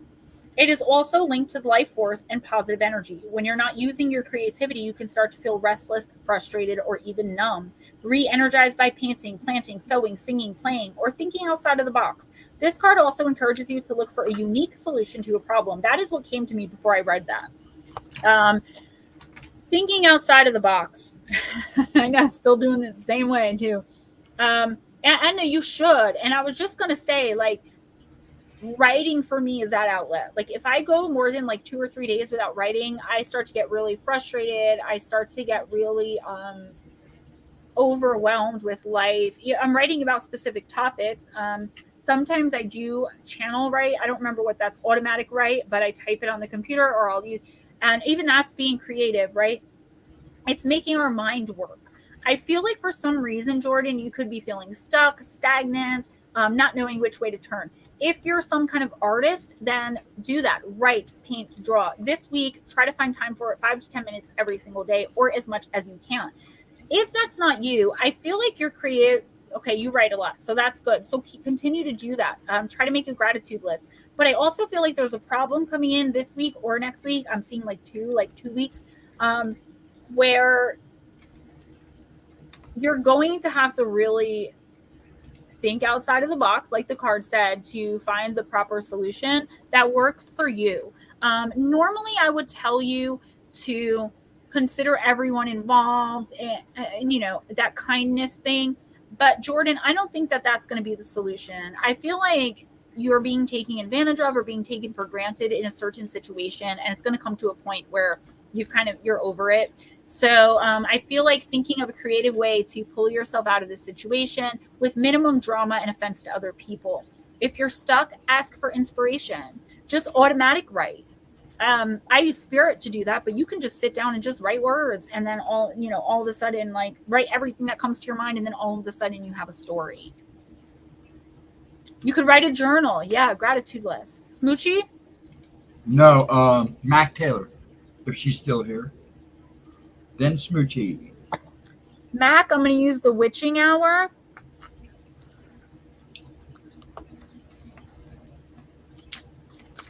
Yes, be more mindful, everybody. Yeah, and I'm waiting to write my life story. Beyond the Fray doesn't, they'll take like the spiritual side of my journey, like the mediumship and all that stuff. But as far as like my life, like all of the trials and tribulations and everything I've been through and all the characters in it, they don't publish. They only publish like paranormal nonfiction. I'd have to find a publisher, and I think some people need to be out of this realm before I can write that, because I don't want to get anyone in trouble or like offend anyone. And that's me again thinking, of everyone else but me. Mac, you got honoring the past.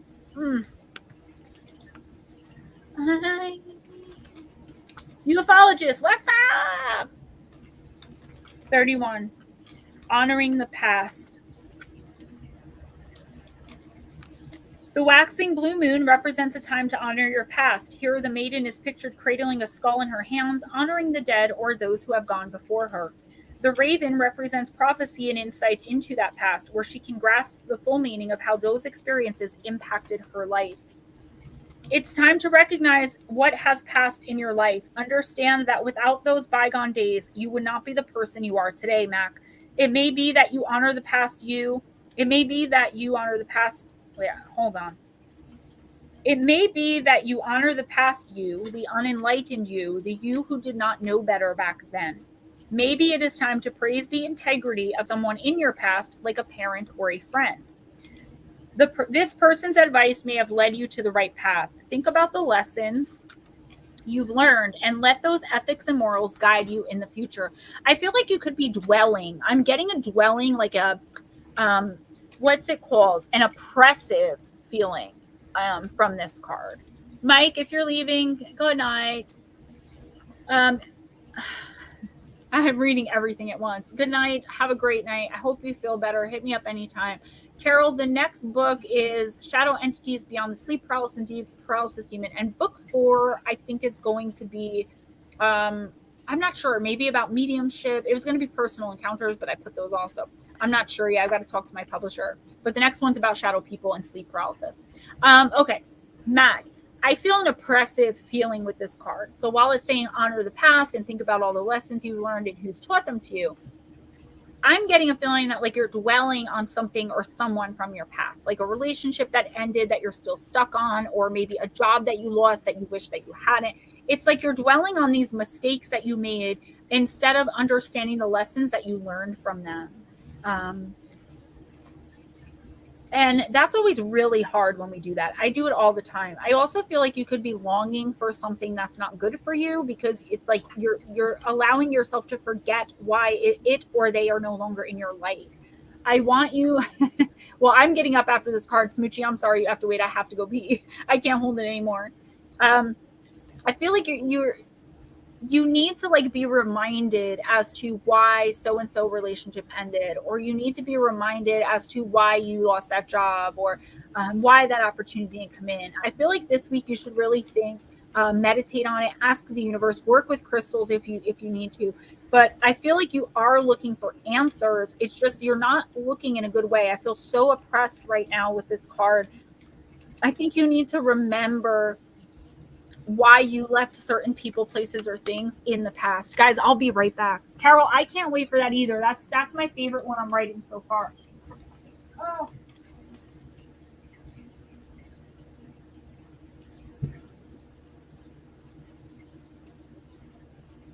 Hello. Sorry about that. So I'm glad everybody's had a good night. Mike, if I didn't get to say goodbye, have a good night, if you hear me.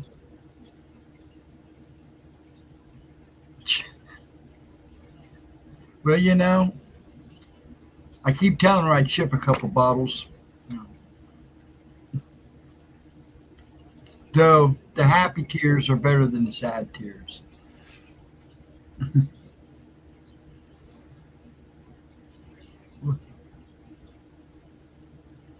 I can't leave you. Oh, you have to wait for the after credit scene? That's funny. Before she gets back, Ghostdragon, I got a lot of this. Okay. Yeah, because I hope she kind of sees what's going on down there, because I heard voices. I know I heard voices other than hers.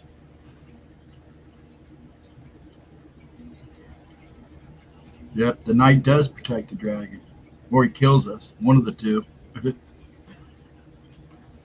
Well, thank you very much. It's been a weird couple of days, and I thought we both deserved to be a little pretty tonight. I wore my pretty dress. Yep, she did. Oh, okay, guys. Who's next? Smoochy. Smoochy, smoochy, and if UFO wants one, then you'll be done. Carol, remember when I told you there was someone in my stream, because she always sings to me, sister, sister. And when Smoochy comes in, I always think of Smoochy. All right. Smoochy, I'm going to use the Fairy Oracle on you. Gorgeous. Thank you. I do feel pretty when I wear dresses. I like to dress up. Dragon pendant with 4 colors of amber stones. Awesome. Oh, you guys are so sweet. Thank you. I have rainbow moonstone probably on my doorstep right now. It's like a pearl drop pendant. I got to get a necklace for it. I'll probably throw it on this one when I'm not using the Moldavite. Like I'm ever not going to use the Moldavite now. You guys don't even understand. It's warming me from the cold, literally in my body. Horrible morning ceremonies celebrate the knives. Oh, thank you so much. You guys are so sweet. Yeah, I know we're always here for you. Like, you have my phone number. Yeah, somebody will come around. Yeah, I mean, we've never even met in person, all of us. Be kind. I was just thinking of you. Hello there, sweetie. All right, Miss Smoochy, let's get down to business. I don't got no time to play around. What is this? Must be a circus in town. Shut shit down on these clowns. Can I get a witness? Oh yeah. Okay, never mind. Showing my age. Did you bought it? Yes. You've got to tell me how it feels for you. I feel amazing. I feel so powerful right now. It's not even funny. Like, I got this. All right. Card number 3. They don't have words on the card, so. Night watch, Smoochy. Ghostly figures float through the night skies. They look down upon the land dwellers moving silently among the rocks. This is the night watch, and they guard and protect you while you sleep. They see all.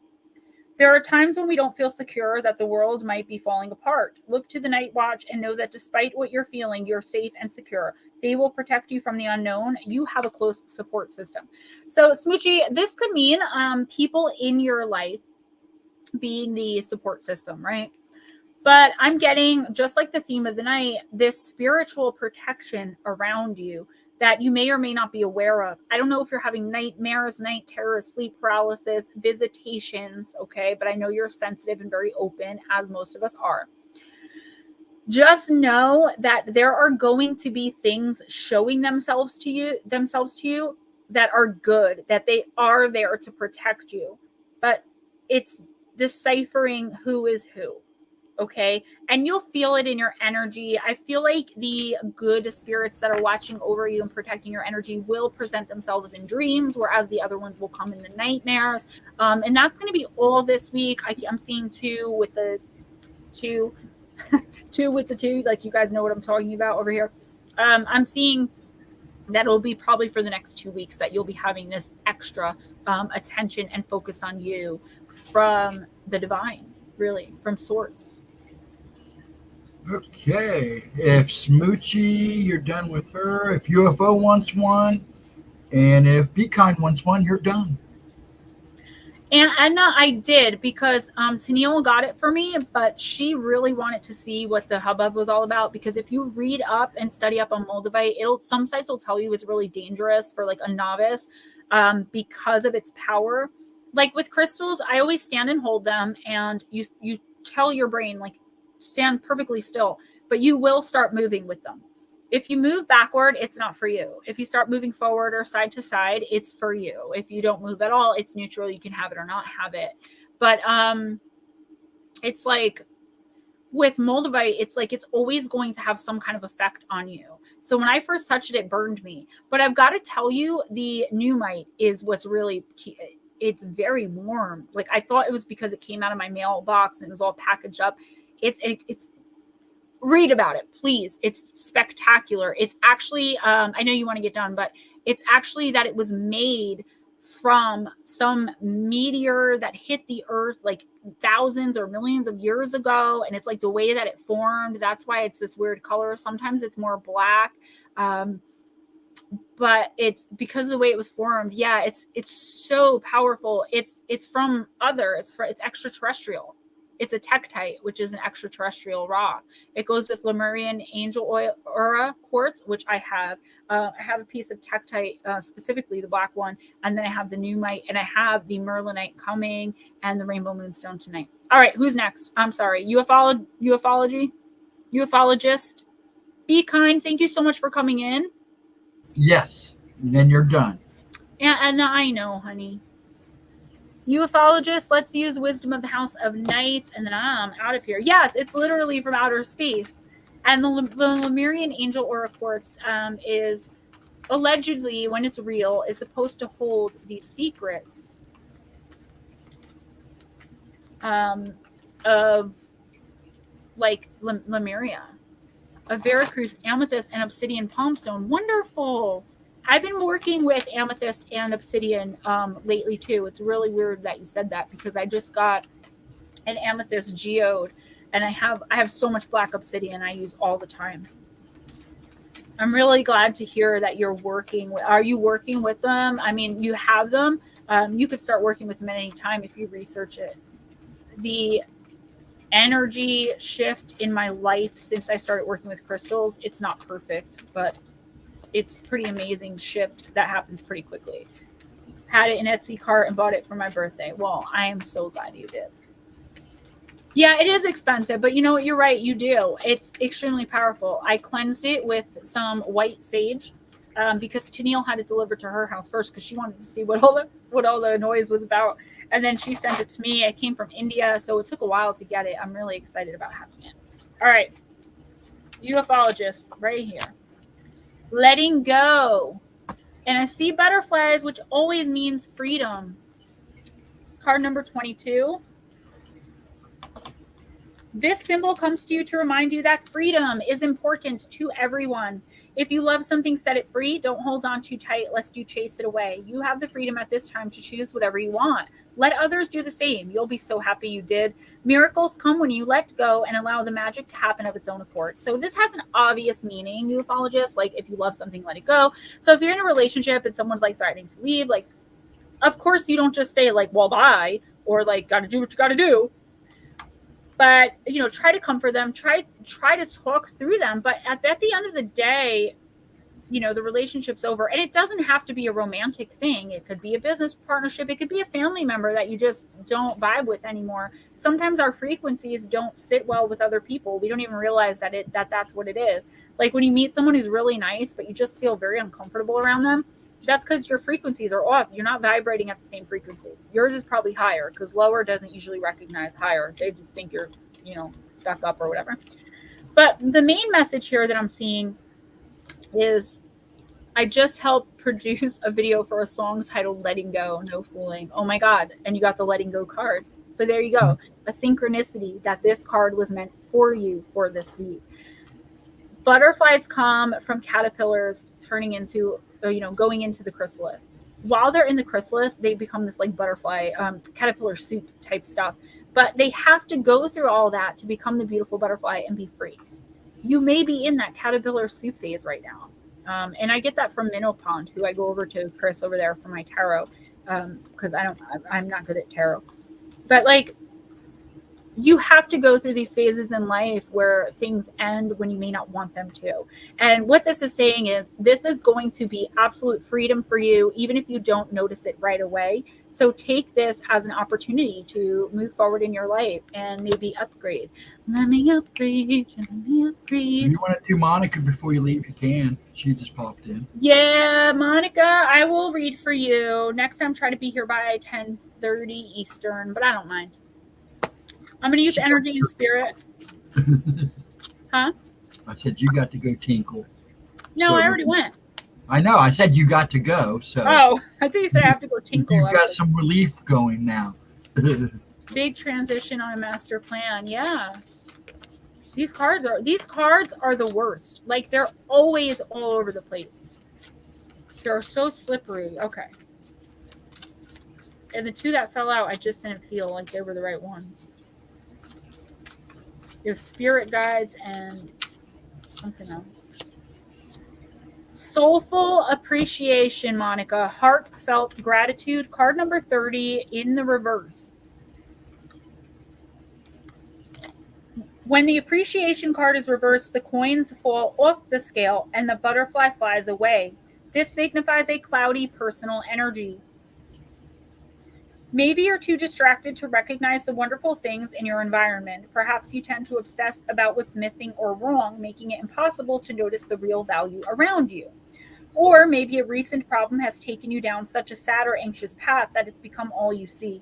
If so, then this is precisely the time for an appreciation vacation.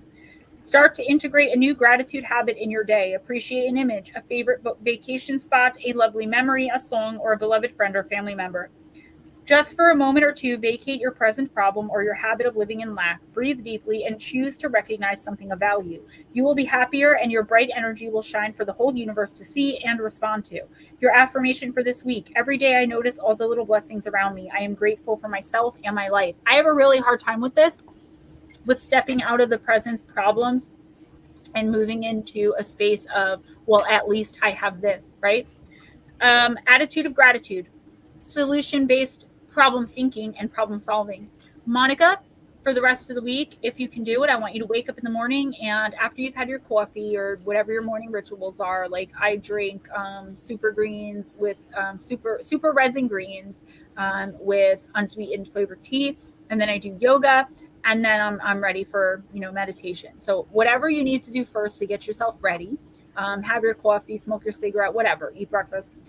I want you to sit down and write a gratitude list of 3 things you're grateful for that morning, and then do it again at night. And remember, this isn't me, this is the universe. So he thinks I'm from Boston. That's so cute. I'm from Patterson, New Jersey, bro. Jersey girl. Am I? Jersey girl. It's okay though. But yeah, it's okay. She's from Jersey. at least he loves my accent. Jaw-dropping session from a local psychic a lot. Oh, good, good, good. Be kind. I'm so happy for you. I'm so glad you're finding your way in your path. Monica, attitude of gratitude. Try to turn things around. If things seems to not be going right, try to think of the lesson learned. And that's a good thing for all of us to do, is to think like, okay, this didn't work out, but you know, it's really hard to do, but to learn the lesson. It didn't hurt. It didn't work out because of this. Hey, ufologist, I have been called worse than a Bostonian. Okay. At least you love my accent. Guys, I love you so much. Thank you so much for coming and hanging out. Don't forget my books, Missing the Fae Theory. And you, Dragons, you can go if you need to. No, I'm good. And Encounters with Evil, 101 True and Terrifying Stories that me and Steve Stockton wrote, both available on Amazon Kindle and paperback editions. Donations to the channel, PayPal, Cash App. That information will be in the description box as well. Also, the Paranormal Press magazine. My Demon Claire article is in here. It is edition number 5. I am on the cover. Okay, that's tmppress.com.